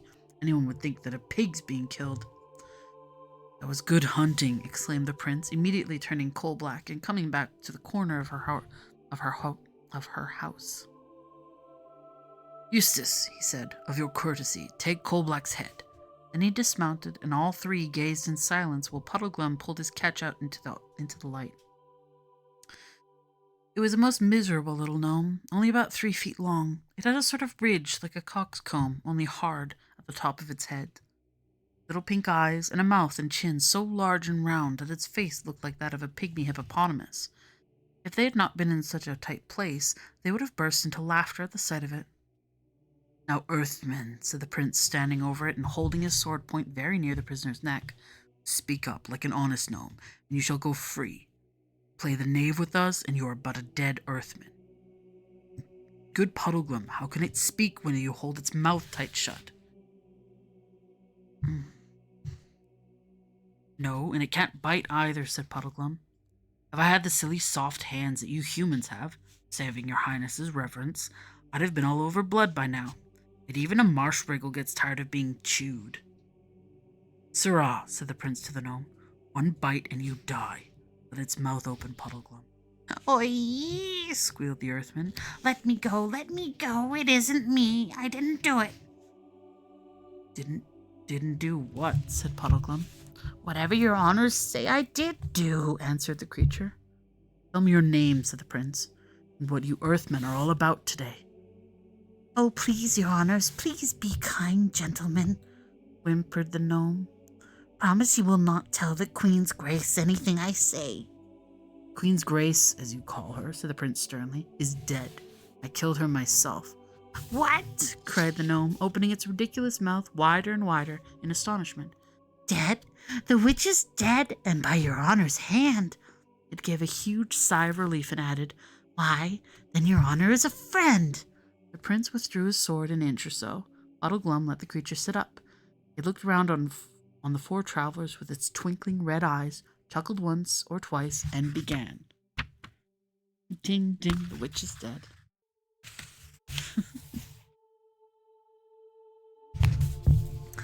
Chapter 14, The Bottom of the World. My name is Oh my god. My name is Golg, Said the gnome. and I'll tell your honors all I know. About an hour He has a lot of conversation. Why'd I pick this voice? Hold on.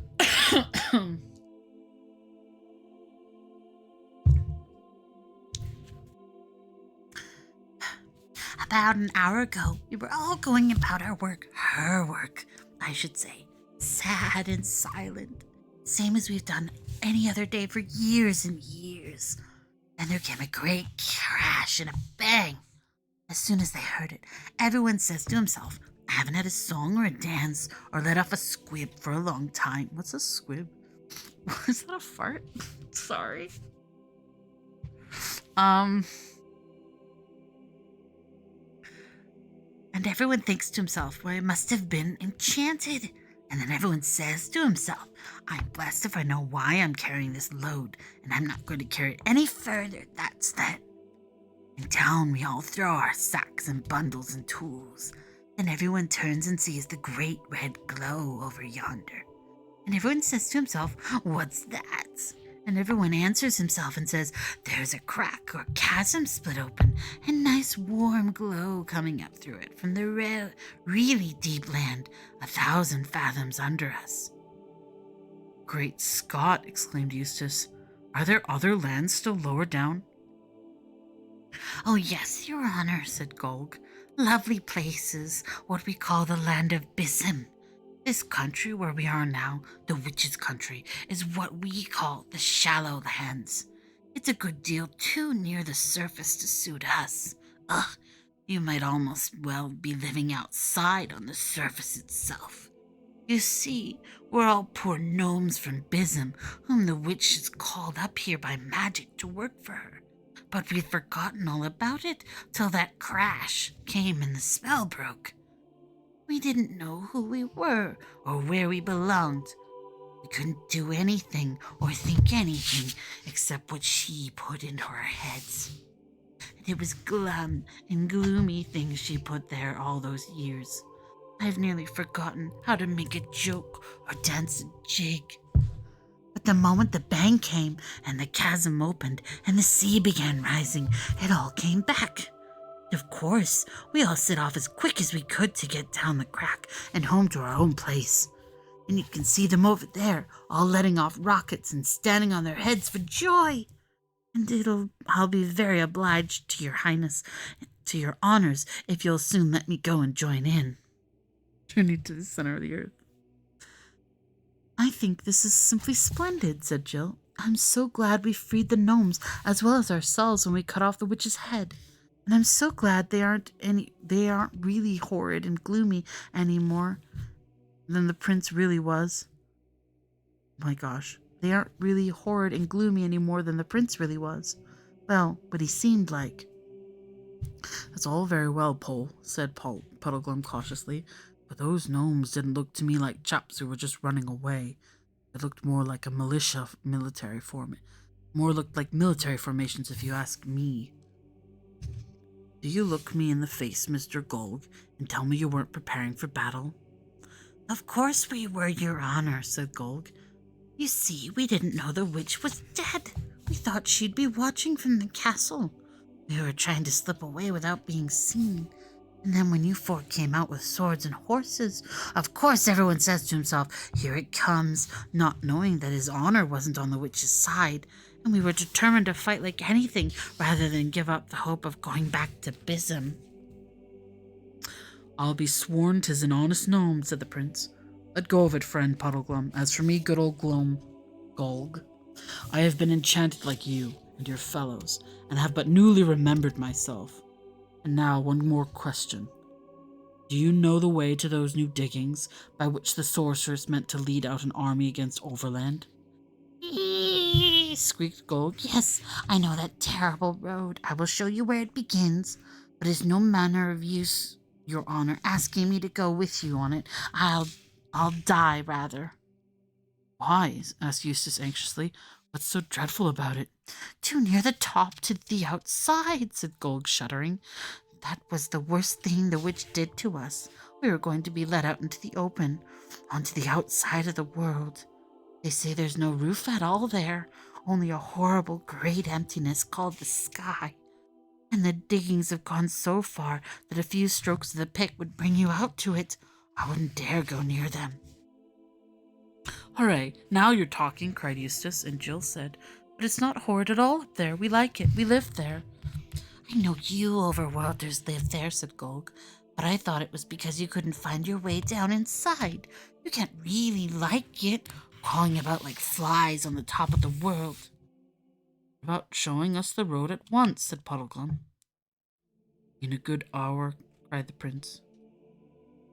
In a good hour, cried the prince. The whole party set out. The prince remounted his charger. Puddleglum climbed up behind Jill, and Golg led the way. As he went, he kept shouting out the good news that the witch was dead and that the 4 overlanders were not dangerous. And those who heard him shouted it on to others, so that in a few minutes the whole of Underland was ringing with shouts and cheers, and gnomes by hundreds of thousands, leaping, turning, cartwheeling, standing on their heads, playing leapfrog, and letting off huge crackers, came pressing round Coalblack and Snowflake, and the prince had to tell the story of his own enchantment and deliverance at least 10 times. In this way they came to the edge of the chasm. It was about 1,000 feet long and perhaps 200 wide. They dismounted from their horses and came to the edge and looked down into it. A strong heat smote up into their faces, mixed with a smell which was quite unlike any they had ever smelled. It was rich, sharp, exciting, and made you sneeze. The depth of the chasm was so bright that at first it dazzled their eyes and they could see nothing. When they got used to it, they thought they could make out a river of fire, and on the banks of that river, what seemed to be fields and groves of an unbearable hot brilliance. Though they were dim compared with the river, there were blues, reds, greens, and whites all jumbled together. A very good stained glass window with the tropical sun staring straight through it at midday might have something of the same effect. Down the rugged sides of the chasm, looking black like flies against all that fiery light, hundreds of earthmen were climbing. Your Honors, Said Golg, and when they turned to look at him, they could see nothing but blackness for a few minutes. Their eyes were so dazzled. Your Honor, why don't you come down to Bissum? You'd be happier there than in that cold, unprotected, naked country out on top. Or at least come down for a short visit. Jill took it for granted that none of the others would listen to such an idea for a moment. To her horror, she heard Prince saying, "Truly, friend Golg, I have half a mind to come down with you, for this is a marvelous adventure, and it may be no mortal man has ever looked into Bissum before, or will ever have the chance again. And I know not how, all these years pass, I shall bear to remember that it was once in my power to have probed the uttermost pits of earth, and that I forbore. But could a man live there? You do not swim in the fire river itself." Oh no, Your Honor, not we. It's only salamanders live in the fire itself. "What kind of beast is your salamander?" asked the prince. It's hard to tell their kind, Your Honor, said Golg, for there are 2 white hot to look at, but they are most like small dragons. They speak to us out of the fire. They are wonderfully clever with their tongues, very witty and eloquent. Yeah, no. Jill glanced hastily at Eustace. She felt very sure that he would like the idea of climbing down that chasm even less than she did. Her heart sank as she saw that his face was quite changed. He looked much more like the prince than the old scrub at Experiment House, for all his adventures and the days when he had sailed with King Caspian were coming back to him. "Your Highness," he said, "if my old friend Reepicheep the Mouse were here, he would say we could not now refuse the adventure of Bissum without a great impeachment to our honor." Down there, said Golg, I could show you real gold, real silver, real diamonds. "Bosh," said Jill rudely, "as if we didn't know that we're below the deepest mines even here." Yes, said Golg, I have heard of those little scratches in the crust that you top dwellers call mines. But that's where you get dead gold, dead silver, dead gems. Down in Bissum, we have them alive and growing. There, I'll pick you bunches of rubies that you can eat and squeeze you a cupful of diamond juice. You won't care much about fingering the cold, dead treasures of your shallow mines after you have tasted the live ones of Bissum. "My father went to the world's end," said William thoughtfully. "It would be a marvelous thing if his son went to the bottom of the world." "If your Highness wants to see your father while he's still alive, which I think he'd prefer," said Puddleglum, "it's about time we were getting on to that road to the diggings." "And I won't go down that hole, whatever anyone says," added Jill. Why, if your honors are really set to go back to the overworld, said Golg, there is one bit of the road that's rather lower than this, and perhaps if that flood's still rising... "Oh, do come on," begged Jill. "I fear it must be so," said the prince with a deep sigh. "But I have left half of my heart in the land of Bissum." "Please," begged Jill. "Where's the road?" said Puddleglum. There are lamps all the way, said Golg. Your Honor can see the beginnings of the road on the far side of the chasm. How long will the lamps burn for? Said Puddleglum.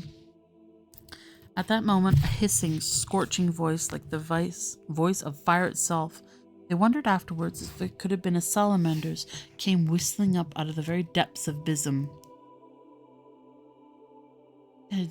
Quick, quick, to the cliffs, to the cliffs, to the cliffs, it said. The rift closes, it closes, it closes. Quick, quick. At the same time, with ear-shattering cracks and creaks, the rocks moved. Already, while they looked, the chasm was narrower. From every side, belated gnomes were rushing into it. They would not wait to climb down the rocks. They flung themselves headlong, and either because so strong a blast of hot air was beating up from the bottom, or for some other reason, they could be seen floating downwards like leaves. Thicker and thicker they floated, till their blackness almost blotched out the fiery river and the groves of live gems. Goodbye, dear honors. I'm off, said Golg, and dived. Only a few were left to follow him. The chasm was now no broader than a stream. Now it was narrow as the slit of a pillar box. Now it was only an intensely bright thread. Then, with a shock like 1,000 good trains crashing into 1,000 pairs of buffers, the lips of rock closed. The hot, maddening smell vanished. The travelers were all alone in an underworld which now looked far blacker than before. Pale, dim, and dreary, the lamps marked the direction of the road.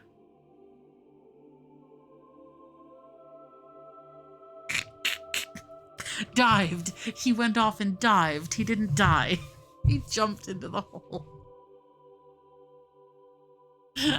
Poor Golg. Now, said Puddleglum, it's 10 to 1. We've already stayed too long. But we may as well make a try. Those lamps will give out in 5 minutes, I shouldn't wonder. They urged the horses to a canter and thundered along the dusky road in fine style. But almost at once it began going downhill. They would have thought Golg had sent them the wrong way if they had not seen, on the other side of the valley, the lamps going up and up, on and upwards as far as the eye could reach. But at the bottom of the valley, the lamps shone on moving water. Haste, cried the prince. They galloped down the slope. It would have been nasty enough at the bottom even 5 minutes later, for the tide was running up the valley like a mill race, and if it had come to swimming, the horses could hardly have won over. But it was still only a foot or two deep, and though it swished terribly around the horses' legs, they reached the far side in safety. Then began the slow, weary march uphill, with nothing ahead to look at but pale lamps, which, to be fair, unless there's something weird about the water, the more it needs to rise, the slower it should go, because it'll be reaching more open space, thus it'll take more time to fill a wider vessel, but I don't know if the water is increasing in speed. It was a trap.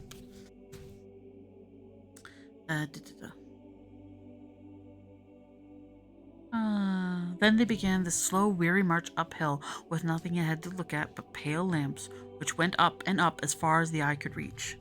When they looked back, they could see the water spreading. All the hills of Underland were now islands, and it was only on those islands that the lamps remained. Every moment some distant light vanished. Soon there would be total darkness everywhere, except on the road they were following, and even on the lower part of it behind them, but no lamps had yet gone out. The lamplight shone on water. Although they had good reason for hurrying, the horses could not go on forever without rest.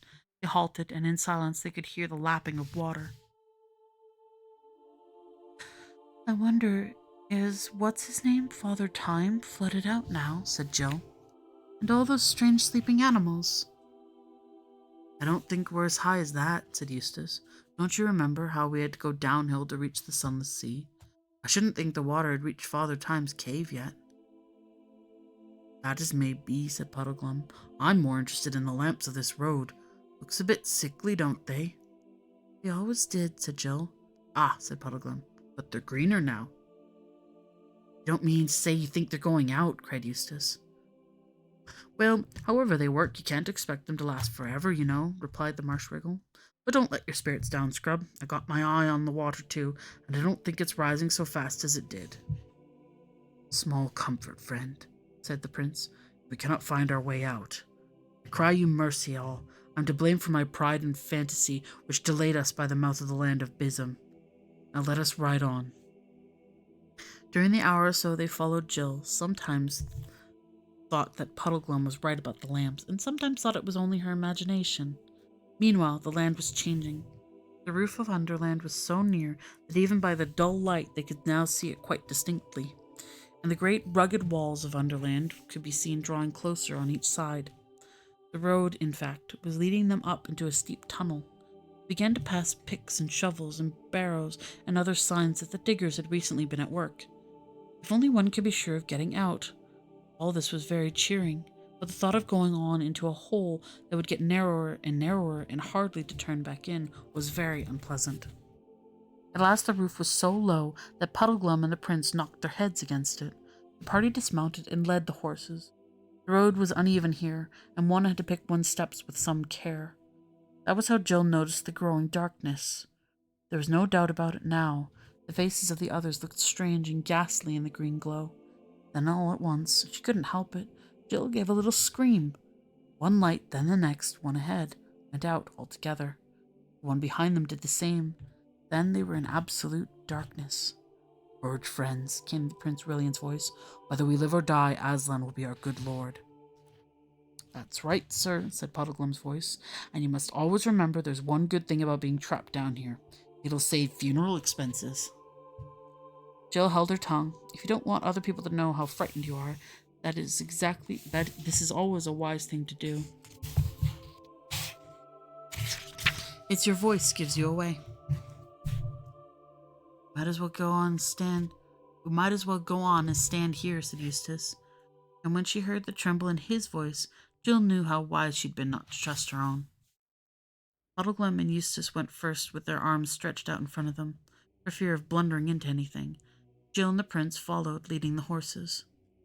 "I say," came Eustace's voice much later, "are my eyes going wrong, or is there a patch of light ahead of us?" Before anyone could answer him, Puddleglum called out, "Stop! I'm against a dead end, and it's earth, not rock." "What are you saying, Scrub?" "By the line," said the prince. "Eustace is right. There is a sort of—" "But it's not daylight," said Jill. "It's only cold blue sort of light." "Better than nothing, though," said Eustace. "Can we get up to it?" "It's not right overhead," said Puddleglum. "It's above us, but it's in the wall that I've run into. How would it be, Pole, if you got on my shoulders and saw whether you could get up to it?" Good old Puddleglum, looking on the bright side. Oh, lordy. Yeah. I mean, funeral expenses, very pricey. And in this economy. Chapter 15. The disappearance... Oh, God, that's a dark thought. You can't afford to die anymore. The disappearance of Jill. The patch of light did not show up anything down in the darkness where they were standing. The others could only hear, not see, Jill's efforts to get onto the Marsh Wriggle's back. That is, they heard him saying, "You needn't put your finger in my eye, and nor your foot in my mouth either, and that's more like it, and now I'll hold on to your legs. That'll leave your arms free to steady yourself against the earth." Then they looked up, and soon they saw the black shape of Jill's head against the patch of light. "Well?" they all shouted up anxiously. "It's a hole," cried Jill's voice. "I could get through it if I were a little bit higher." "What do you see through it?" asked Eustace. "Nothing much yet," said Jill. "I say, Puddleglum, let go my legs so that I can stand on your shoulders instead of sitting on them. I can steady myself all right against the edge." They could all hear her moving, and then much more of her came into sight against the grayness of the opening. In fact, all of her down to the waist. "I say," began Jill, but suddenly broke off with a cry. Not a sharp cry. It sounded more as if her mouth had been muffled up, or had something pushed into it. After that, she found her voice and seemed to be shouting out as loud as she could, but they couldn't hear the words. Two things then happened at the same moment. The patch of light was completely blocked up for a second or so. Then they heard both a scuffling and struggling sound, and the voice of the Marsh Wriggle gasping, "Quick, help! Hold on to her legs. Something's pulling her up. There, no, not here. Too late." The opening and the cold light which filled it were now perfectly clear again. Jill had vanished. "Jill, Jill!" they shouted frantically. There was no answer. "Why the dickens couldn't you have held her feet?" said Eustace. I don't know, Scrub, groaned Puddleglum. Born to be a misfit, I shouldn't wonder. Fated to be a pole's death, just as I was fated to eat talking stag at Harfang. Not that it was my own fault as well, of course. This is the greatest shame and sorrow that could have fallen on us, said the prince. We have sent a brave lady into the hands of enemies and stayed behind in safety. Don't paint it too black, sir, said Puddleglum. We're not very safe except for death by starvation in this hole. I wonder am I small enough to get through where Jill did, said Eustace. What had really happened to Jill was this. As soon as she got her head out of the hole, she found she was looking down as if from an upstairs window. Not up as if through a trap door. She had been so long in the dark that her eyes couldn't at first take in what they were seeing, except that she was not looking at at the daylit, sunny world which she so wanted to see. The air seemed to be deadly cold, and the light was pale and blue. There was also a good deal of noise going on, and a lot of white objects flying about in the air. It was at that moment that she had shouted down to Puddleglum to let her stand up on his shoulders. When she had done this, she could see and hear a good deal better. The noises she had been hearing turned out to be of two kinds: a rhythmical thump of several feet, and the music of 4 fiddles, 3 flutes, and a drum. She also got her own position clear. She was looking out of a hole in a steep bank which sloped down and reached the level about 14 feet below her. Everything was very white. A lot of people were moving about. Then she gasped. People were trim little fauns, and dryads with leaf-crowned hair floating behind them. For a second, they looked as if they were moving anyhow. Then she saw that they were really doing a dance with so many complicated steps and figures that it took you some time to understand it. Then it came over to her like a thunderclap that the pale blue light was really moonlight, and the white stuff on the ground was really snow. And of course, there were the stars staring in a black frosty sky overhead, and the tall black things behind the dancers were trees. They had not only got out into the upper world at last, but had come out in the heart of Narnia. Jill felt she could have fainted with delight. And the music, the wild music, intensely sweet, yet just the least bit eerie too, and full of good magic as the witch's thrumming had been full of bad magic, made her feel it all the more. All this takes a long time to tell, but of course it took a very short time to see. Jill turned almost at once to shout down to the others, "I say, it's all right, we're out and we're home." But the reason she never got farther than "I say" was this. Circling round and round the dancers was a ring of dwarfs, all dressed in their finest clothes, mostly scarlet and fur-lined hoods and golden tassels and big furry top boots. As they circled round, they were all diligently throwing snowballs. Those were the white things that Jill had seen flying through the air. They weren't throwing them at the dancers, as silly boys might have been doing in England. They were throwing them through the dance in such perfect time with the music and with such perfect aim that if all the dwarves were in exactly the right places at exactly the right moments, no one would be hit. This is called the Great Snow Dance, and it is done every year in Narnia on the very first moonlit night when there is snow on the ground. Of course, it is a kind of game as well as a dance, because every now and then some dancer will be the least bit wrong and get a snowball in the face, and then everyone laughs. But a good team of dancers, dwarves, and musicians will keep it up for hours without a single hit. On fine nights when the cold and the drum taps and the hooting of the owls and the moonlight have gone into their wild woodland blood and made it even wilder, they will dance till daybreak. I wish you could see it for yourselves. What had stopped Jill when she got as far as to say "I say" was of course simply a fine big snowball that came sailing through the dance from a dwarf on the far side and got her fair and square in the mouth. She didn't in the least mind. 20 snowballs would not have dampened her spirits at that moment. But however happily you are feeling, you can't talk with your mouth full of snow. And when, after considerable sputtering, she could speak again, she quite forgot in her excitement that the others down in the dark behind her still didn't know the good news. She simply leaned far out of the hole as she could and yelled to the dancers, "Help, help! We're buried in the hill! Come and dig us out!" The Narnians, who had not even noticed the little hole in the hillside, were of course very surprised, and looked about in several wrong directions before they found out where the voice was coming from. but when they caught sight of Jill, they all came running towards her, and as many as could scramble up the bank, and a dozen or more hands were stretched up to help her, and Jill caught hold of them, and thus got out of the hole and came slithering down the bank head first, and then picked herself up and said, "Oh, do go and dig the others out. There are 3 others besides the horses, and one of them is Prince Rillian."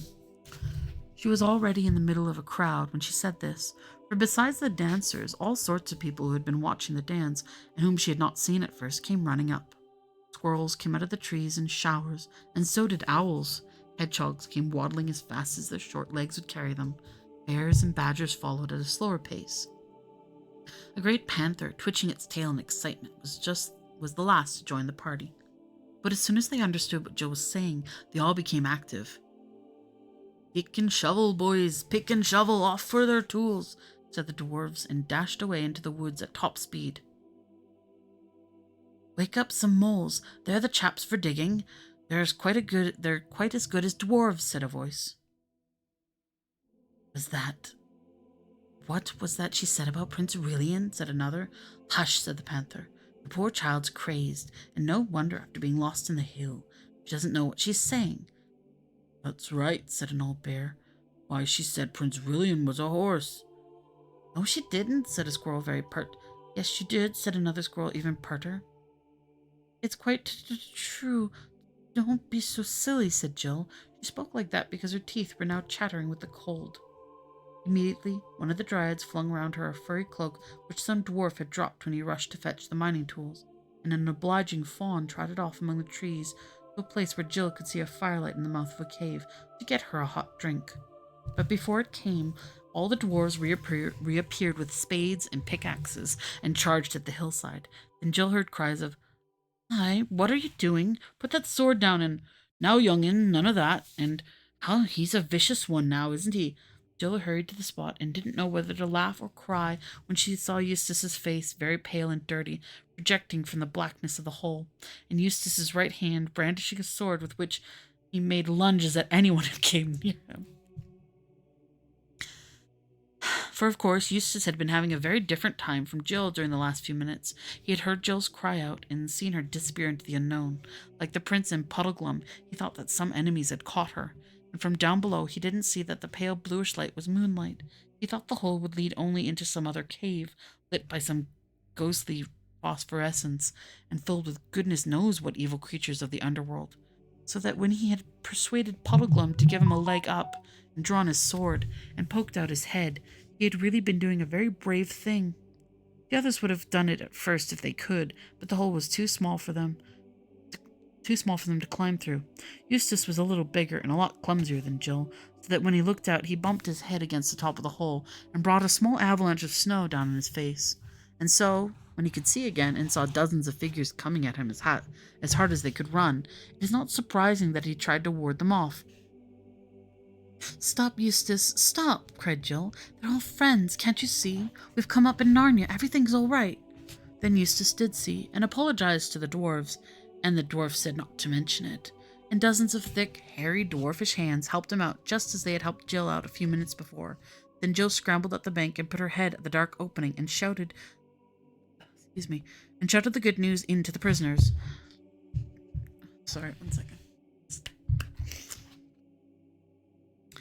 As she turned away, she heard Puddleglum mutter, "Ah, poor Jill. It's been too much for her. This last bit. Turned her head, I shouldn't wonder. She's beginning to see things." Jill rejoined Eustace as they shook one another by both hands and took in a great deep breaths of free midnight air. And a warm cloak was brought for Eustace, and hot drinks for both. While they were sipping it, the dwarves had already got all the snow and the sod off a large strip of the hillside round the original hole, and the pickaxes and spades were now going as merrily as the feet of fauns and dryads had been going in the dance 10 minutes before. Only 10 minutes, yet it already felt to Jill and Eustace as if all their dangers in the dark and heat and general smotherness of the earth, it must have only been a dream. Out here in the cold, with the moon and the huge stars overhead, Narnian stars are nearer than stars in our worlds, and with kind, merry faces all around them, one couldn't quite believe in Underland. Before they had finished their hot drinks, a dozen or so moles, newly waked and still very sleepy, and not well pleased, had arrived, But as soon as they understood what it was all about, they joined in with a will. Even the fawns made themselves useful by carting away the earth in little burrows, and the squirrels danced and leaped to and fro in great excitement, though Jill never found out exactly what they thought they were doing. The bears and owls contented themselves with giving advice, and keeping on asking the children if they wouldn't like to come into the cave. That was where Jill had seen the firelight, and get warm and have supper, but the children couldn't bear to go without seeing their friends set free. No one in our world can work at a job that sort as dwarfs and talking moles work in Narnia. But then, of course, moles and dwarves don't look on it as work. They like digging. It was therefore not really long before they had opened a great black chasm in the hillside, and out from the blackness into the moonlight. This would have been rather dreadful if one hadn't known who they were. Came first the long, leggy, steeple-hatted figure of the marsh wriggle, and then, leading two great horses, Rillian, the prince himself. As Puddleglum appeared, shouts broke out on every side. "It's a Wiggle! Why, it's old Puddleglum! Old Puddleglum from the eastern marshes! Whatever have you been doing, Puddleglum? There have been search parties out for you. The Lord Trumpkin has been putting up notices. There's a reward offered." But all this died away, all in one moment, into dead silence, as quickly as the noise dies away in a rowdy dormitory if the headmaster opens the door. Now they saw the prince. No one doubted for a moment who he was. There were plenty of beasts and dryads and dwarves and fauns who remembered him from the days before his enchanting. There were some old ones who could just remember how his father, King Caspian, had looked when he was young, and saw the likeness. But I think they would have known him anyway, pale though he was from long imprisonment in deep lands, dressed in black, dusty, disheveled and weary. There was something in his face, an air which no one could mistake.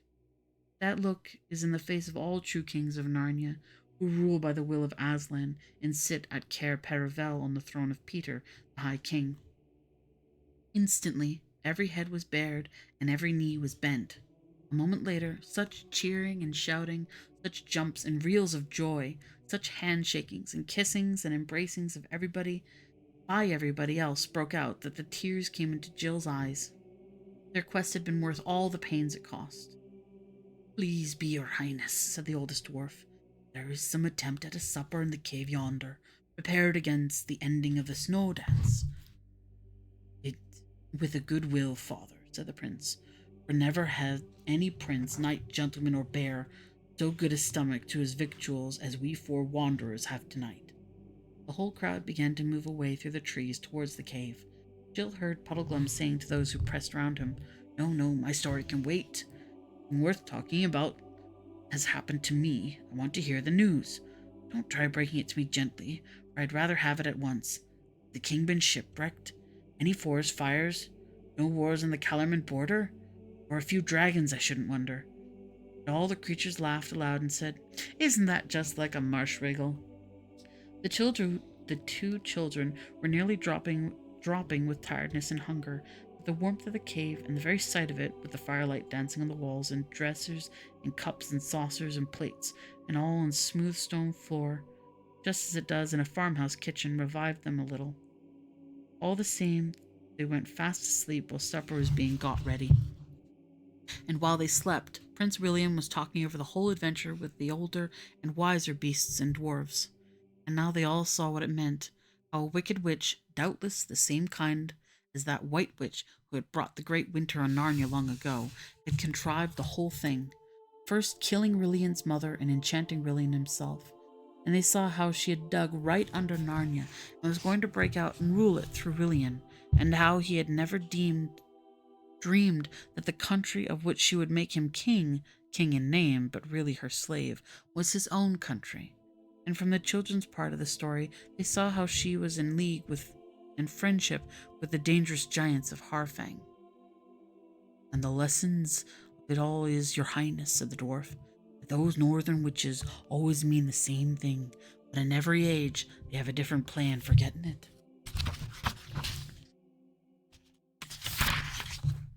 Chapter 16. The Healing of Harms. When Jill woke up the next morning and found herself in a cave, she thought for one horrid moment that they were back in the underworld. when she noticed that she was lying on a bed of heather with a furry mantle over her, and saw a cheerful fire crackling, as if newly lit, on a stone hearth, and further off, morning sunlight coming in through the cave's mouth, she remembered all the happy truth. That they had had a delightful supper, all crowded into that cave, in spite of being so sleepy before it was properly over. She had a vague impression of dwarves crowding round the fire with frying pans rather bigger than themselves, and the hissing and delicious smells of sausages and more and more and more sausages. Not wretched sausages, half full of bread and soybeans either, real meaty, spicy ones, fat and piping hot and bursting, and just the tiniest bit burnt, and great mugs of frothy chocolate, and roast potatoes and roast chestnuts. Was he hungry? And baked apples with raisins stuck in where the cores had been, and then ices just to freshen you up after all the hot things. Jill sat up and looked round. Puddleglum and Eustace were lying not far away, both fast asleep. "Are you too?" shouted Jill in a loud voice. "Aren't you ever going to get up?" "Shoo, shoo," said a sleepy voice somewhere above her. "Time to be settling down." "Oh, shoo, shoo," said a sleepy voice somewhere above her. "Time to be settling down. Have a good snooze, do, do. Don't make a to-do, to-hoo." "I do believe," said Jill, glancing up at a white bundle of fluffy feathers which had perched on top of a grandfather clock in one corner of the cave. "I do believe it's Glinfeather." "True, true," whirled the owl, lifting its head out from under its wing and opening one eye. "I came with a message for the prince at about 2. The squirrels brought us the good news. Message for the prince. He's gone. You're to follow too. Good day." And the head disappeared again. As there seemed to be no further hope of getting any information from the owl, Jill got up and began looking round for any chance of a wash and some breakfast. But almost at once a little fawn came trotting into the cave with a sharp click-clack of his gouty hooves on the stone floor. "Ah, you've woken up at last, daughter of Eve," he said. "Perhaps you'd better wake the son of Adam. You've got to be off in a few minutes, and 2 centaurs have very kindly offered to let you ride on their backs down to Cair Paravel," he added in a lower voice. "Of course you realize it's a most special and unheard of honor to be able to ride a centaur. I can't the stupid song. The half horse, half man song. Can't get over it. I don't know that I've ever heard of anyone doing it before. It wouldn't do to keep them waiting." "Where's the prince?" was the first question of Eustace and Puddleglum as soon as they had been wakened. "He's gone down to meet the king, his father, at Cair Paravel," answered the fawn, whose name was Orens. "His Majesty's ship is expected to harbor any moment. It seems the king's met Aslan. I don't know whether it was a vision or face-to-face before he had sailed far, and Aslan turned him back and told him he would find his long-lost son awaiting him when he reached Narnia." Eustace was now up, and he and Jill set about helping Ornis to get the breakfast. Puddleglum was told to stay in bed. A centaur called Cloudbirth, a famous healer, or Orens called it a leech, was coming to see to his burnt foot. "Ah," said Puddleglum in a tone almost contentment. "He'll want to have the leg off of the knee, I shouldn't wonder. You see if he doesn't." But he was quite glad to stay in bed. Breakfast was scrambled eggs and toast, and Eustace tackled it just as if he had not had a very large supper in the middle of the night. "I say, son of Adam," said the fawn, looking with a certain awe at Eustace's mouthfuls, "there's no need to hurry quite so dreadfully as that. I don't think the centaurs have quite finished their breakfasts yet." "Then they must have got very late," said Eustace. "I bet it's after 10 o'clock. "Oh, no," said Orens. "They got up before it was light." "And they must have waited the dickens for a time for breakfast," said Eustace. "No, they didn't," said Orens. "They began eating the minute they woke." "Golly," said Eustace. "Did they eat a very big breakfast?" "Why, son of Adam, don't you understand? A centaur has a man's stomach and a horse stomach, and of course both want breakfast. So first of all, he has porridge and pavenders and kidneys and bacon and omelette and cold ham and toast and marmalade and coffee and beer. and after that he attends to the horses part of himself by grazing for an hour or so and finishing up with a hot mash, some oats, and a bag of sugar. A bag of sugar. This whole chapter is nothing but food. It's like he ran out of things to write. He's like, I gotta finish this book. I don't know, fucking breakfast. That's why it's such a serious thing to ask a centaur to stay for the weekend. A very serious thing indeed. At that moment, there was a sound of horse hooves tapping on rock from the mouth of the cave, and the children looked up. 2 centaurs, one with black and one with golden beard flowing over their magnificent bare chests, stood waiting for them, bending their heads a little so as to look into the cave. Then the children became very polite and finished their breakfasts very quickly. No one thinks a centaur funny when he sees it. They are solemn, majestic people, full of ancient wisdom, which they learn from the stars, not easily made either merry or angry, but their anger is terrible as a tidal wave when it comes. Goodbye, dear Puddleglum, said Jill, going over to the Marshwiggle's bed. I'm sorry we called you a wet blanket. So am I, said Eustace. You've been the best friend in the world. And I do hope we'll meet again, added Jill. Not much chance of that, I should say, replied Puddleglum. I don't reckon I'm very likely to see my old wigwam again either. And that prince, he's a nice chap, but you do think he's very strong? Constitution ruined with living underground, I shouldn't wonder. Looks the sort that might go off any day. Puddleglum, said Jill, you're a regular old humbug. You sound doleful as a funeral, and I believe you're perfectly happy. And you'll talk as if you were afraid of everything when you're really as brave as a lion. Now speaking of funerals, began Puddleglum, but Jill, who heard the centaurs tapping with their hooves behind her, surprised him very much by flinging her arms around his thin neck and kissing his muddy-looking face while Eustace wrung his hands. Then they both rushed away to the centaurs, and the Marshwiggle, sinking back into the bed, remarked to himself, Well, I wouldn't have dreamed of her doing that, even though I am a good-looking chap. God, I fucking love him. Yeah, Tolkien was like this food too. To ride on a centaur is, no doubt... Have we gotten the ads yet? Is it coming up? I'm terrified. 8 minutes, okay. To ride on a centaur is, no doubt, a great honor. And except Jill and Eustace, there's probably no one alive in the world today who has had it. But it is very uncomfortable. For no one who has valued his life would suggest putting a saddle on a centaur, and riding bareback is no fun. Especially if, like Eustace, you have never learned to ride at all. The centaurs were very polite, in a grave, gracious, grown-up kind of way. And as they cantered through the Narnian woods, they spoke, without turning their heads, telling the children about the properties of herbs and roots, and the influences of the plants, the 9 names of Aslan, with their meanings, and things of that sort. But however sore and jolted the 2 humans were, they would now give anything to have that journey over again. To see those glades and slopes sparkling with the previous night's snow, to be met by rabbits and squirrels and birds that wished you good morning, to breathe again the air of Narnia and hear the voices of the Narnian trees. They came down to the river, flowing bright and blue in winter sunshine, far below the last bridge, which is at the snug red-roofed little town of Baruna. I remember Baruna. Do you remember Baruna? When they freed the witches, the people of the witch and all the children all running around?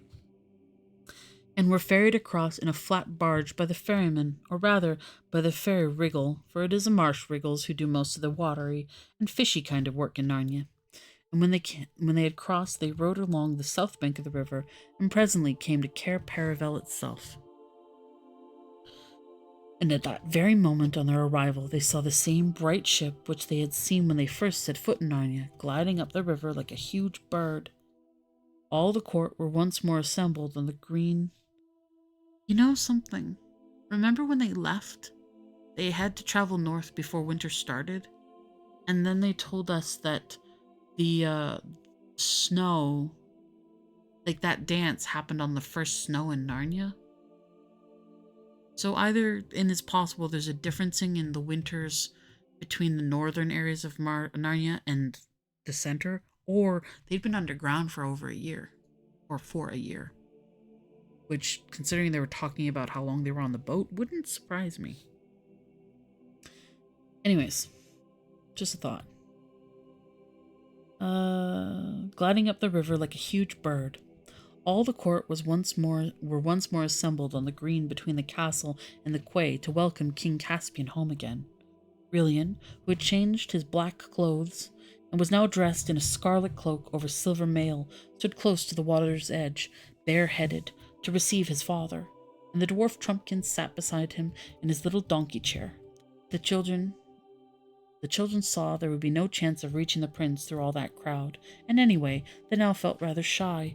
So they asked the centaur if they might go on sitting on their backs a little longer, and thus see everything over the heads of the courtiers. And the centaur said they might. A flourish of silver trumpets came over the water from the ship's deck. The sailors threw a rope. Rats, talking rats, of course, and marsh wriggles made it fast ashore, and the ship was warped in. Musicians, hidden somewhere in the crowd, began to play solemn, triumphal music, and soon the king's galleon was alongside, and the rats ran the gangway on board her. Bill expected to see the old king come down, but there appeared to be some hitch. A lord with a pale face came ashore and knelt to the prince and to Trumpkin. The three were talking with their heads together for a few minutes, but no one could hear what they said. The music played on, but you could feel that everyone was becoming uneasy. Then 4 knights carrying something and going very slowly appeared on deck. When they started to come down the gangway, you could see what they were carrying. It was the old king on a bed, very pale and still. They set him down. The prince knelt beside him and embraced him. They could see King Caspian raising his hand to bless his son, and everyone cheered. But it was a half-hearted cheer, for they all felt that something was going wrong. Then suddenly the king's head fell back upon his pillows. The musicians stopped, and there was a dead silence. The prince, kneeling by the king's bed, laid down his head upon it and wept. There were whisperings and goings to and fro. Then Jill noticed that all who wore hats, bonnets, helmets, or hoods were taking them off, Eustace included. Then she heard a rustling and flapping noise above the castle. When she looked, she saw that the great banner with the gold lion on it was being brought down to half-mast.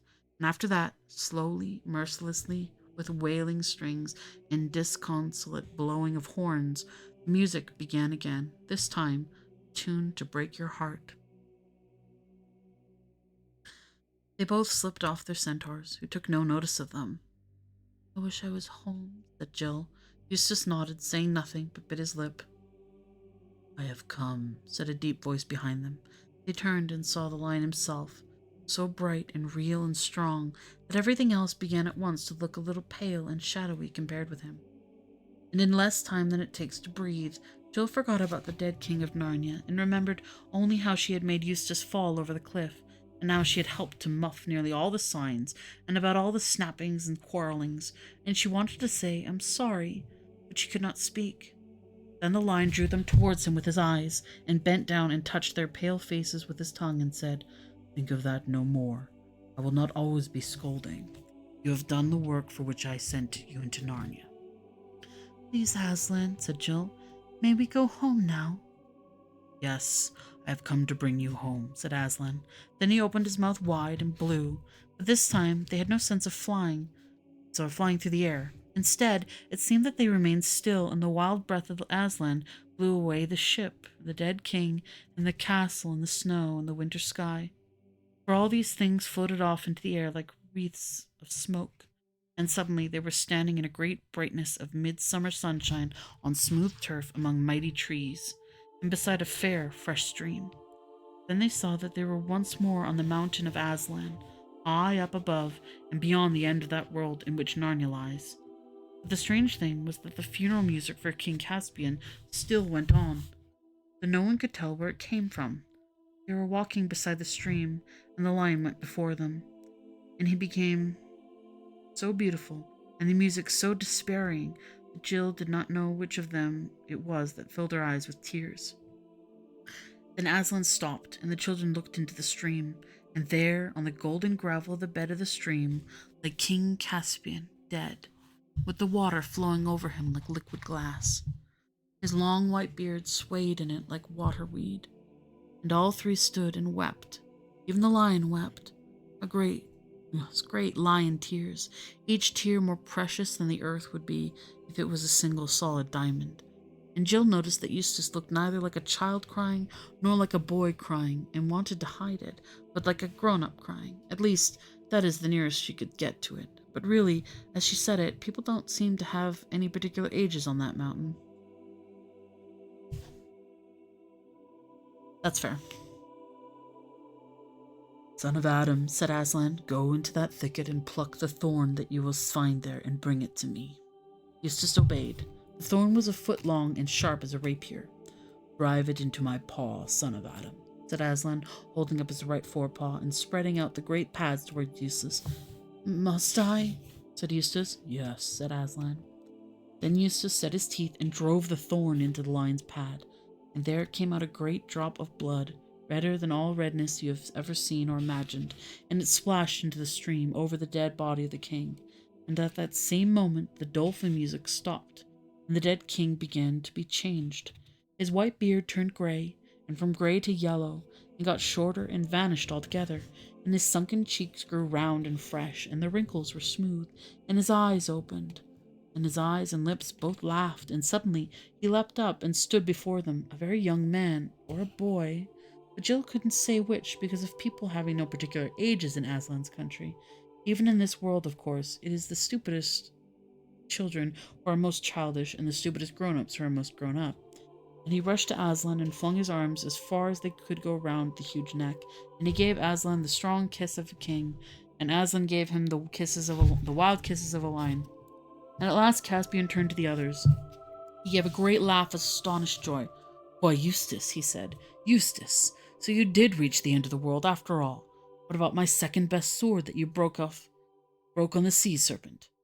Eustace made a step towards him with both hands held out, but then drew back with a somewhat startled expression.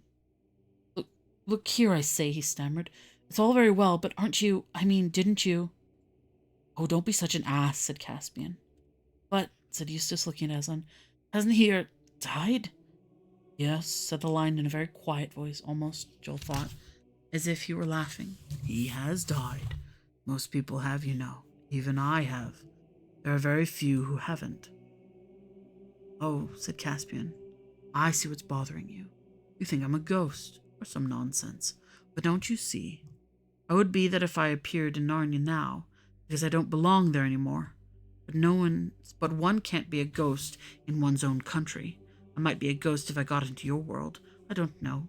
But I suppose it isn't yours either, now that you're here. Great hope rose in the children's hearts, but Aslan shook a shaggy head. No, my dear. When you meet me here again, you will have come to stay. Not now. You must go back to your own world for a while. Sir, said Caspian, I've always wanted to have just one glimpse of their world. Is that wrong? You cannot want wrong things any more, now that you have died, my son, said Aslan, and you shall see their world, for 5 minutes of their time. It will take no longer for you to set things right there. And Aslan explained to Caspian what Jill and Eustace were going back to, and all about Experiment House. He seemed to know it quite as well as they did. Daughter, said Aslan to Jill, pluck a switch off that bush. She did. As soon as it was in her hand, it turned into a fine new riding crop. Now, sons of Adam, draw your swords, said Aslan, but use only the flat, for it is cowards and children, not warriors, against whom I send you. Are you coming with us, Aslan? They shall see only my back, said Aslan. He led them rapidly through the wood, and before they got many paces, the wall of Experiment House appeared before them. Then Aslan roared so that the sun shook in the sky, and 30 feet of the wall fell down before them. They looked through the gap, down into the school shrubbery, and onto the roof of the gym, all under the same dull autumn sky which they had seen before their adventures began. Aslan turned to Jill and Eustace, and breathed upon them, and touched their foreheads with his tongue. Then he lay down amid the gap he had made in the wall, and turned his golden back to England, and his lordly face towards his own lands. At the same moment, Jill saw figures whom she knew only too well running up through the laurels towards them. Most of the gang were there, Adela Pennyfather and Cholmondeley Major, Edith Winterblot, Spotty Sonner, Big Bannister, and the 2 loathsome Garrett twins. But suddenly they stopped. Their faces changed, and all the meanness, conceit, cruelty, sneakishness, almost disappeared in one single expression of terror, for they saw the wall fallen down, and a lion as large as a young elephant lying in the gap, and 3 figures in glittering clothes with weapons in their hands rushing down upon them. For with the strength of Aslan in them, Jill plied her crop on the girls, and Caspian and Eustace plied their flats of their swords on the boys, so well that in 2 minutes all the bullies were running like mad, crying out, "Murder! Fascists! Lions! It isn't fair!" And then the head, who was by the way a woman, came running out to see what was happening, and when she saw the lion and the broken wall, and Caspian and Jill and Eustace, whom she quite failed to recognize, she had hysterics and went back to the house and began ringing up the police with stories about a lion escaped from a circus, and escaped convicts who broke down walls and carried drawn swords. In the midst of all this fuss, Jill and Eustace slipped quietly indoors and changed out of their bright clothes into ordinary things, and Caspian went back into his own world. And the wall at Aslan's world was made whole again. When the police arrived and found no lion, no broken wall, and no convicts, and the head behaving like a lunatic, there was an inquiry into the whole thing, and in the inquiry all sorts of things about the experiment house came out, and about 10 people got expelled. After that, the head's friends saw that the head was no use as a head, so they got her made an inspector to interfere with other heads. And when they found she wasn't much good even at that, they got her into Parliament, where she lived happily ever after. Oh, fun. A little bit of political discourse here. Eustace buried his fine clothes secretly one night in the school grounds, but Jill smuggled hers home and wore them at a fancy dress ball the next holidays. And from that day forth, things changed for the better at Experiment House, and it became quite a good school, and Jill and Eustace were always friends. But far off in Narnia, King Rilian buried his father, Caspian the Navigator, 10th of that name, and mourned for him. He himself ruled Narnia well, and the lands were happy in his days, though Puddleglum, whose foot was good as new in 3 weeks, often pointed out that bright mornings brought on wet afternoons, and that you couldn't expect good times to last. The opening into the hillside was left open, and often in hot summer days the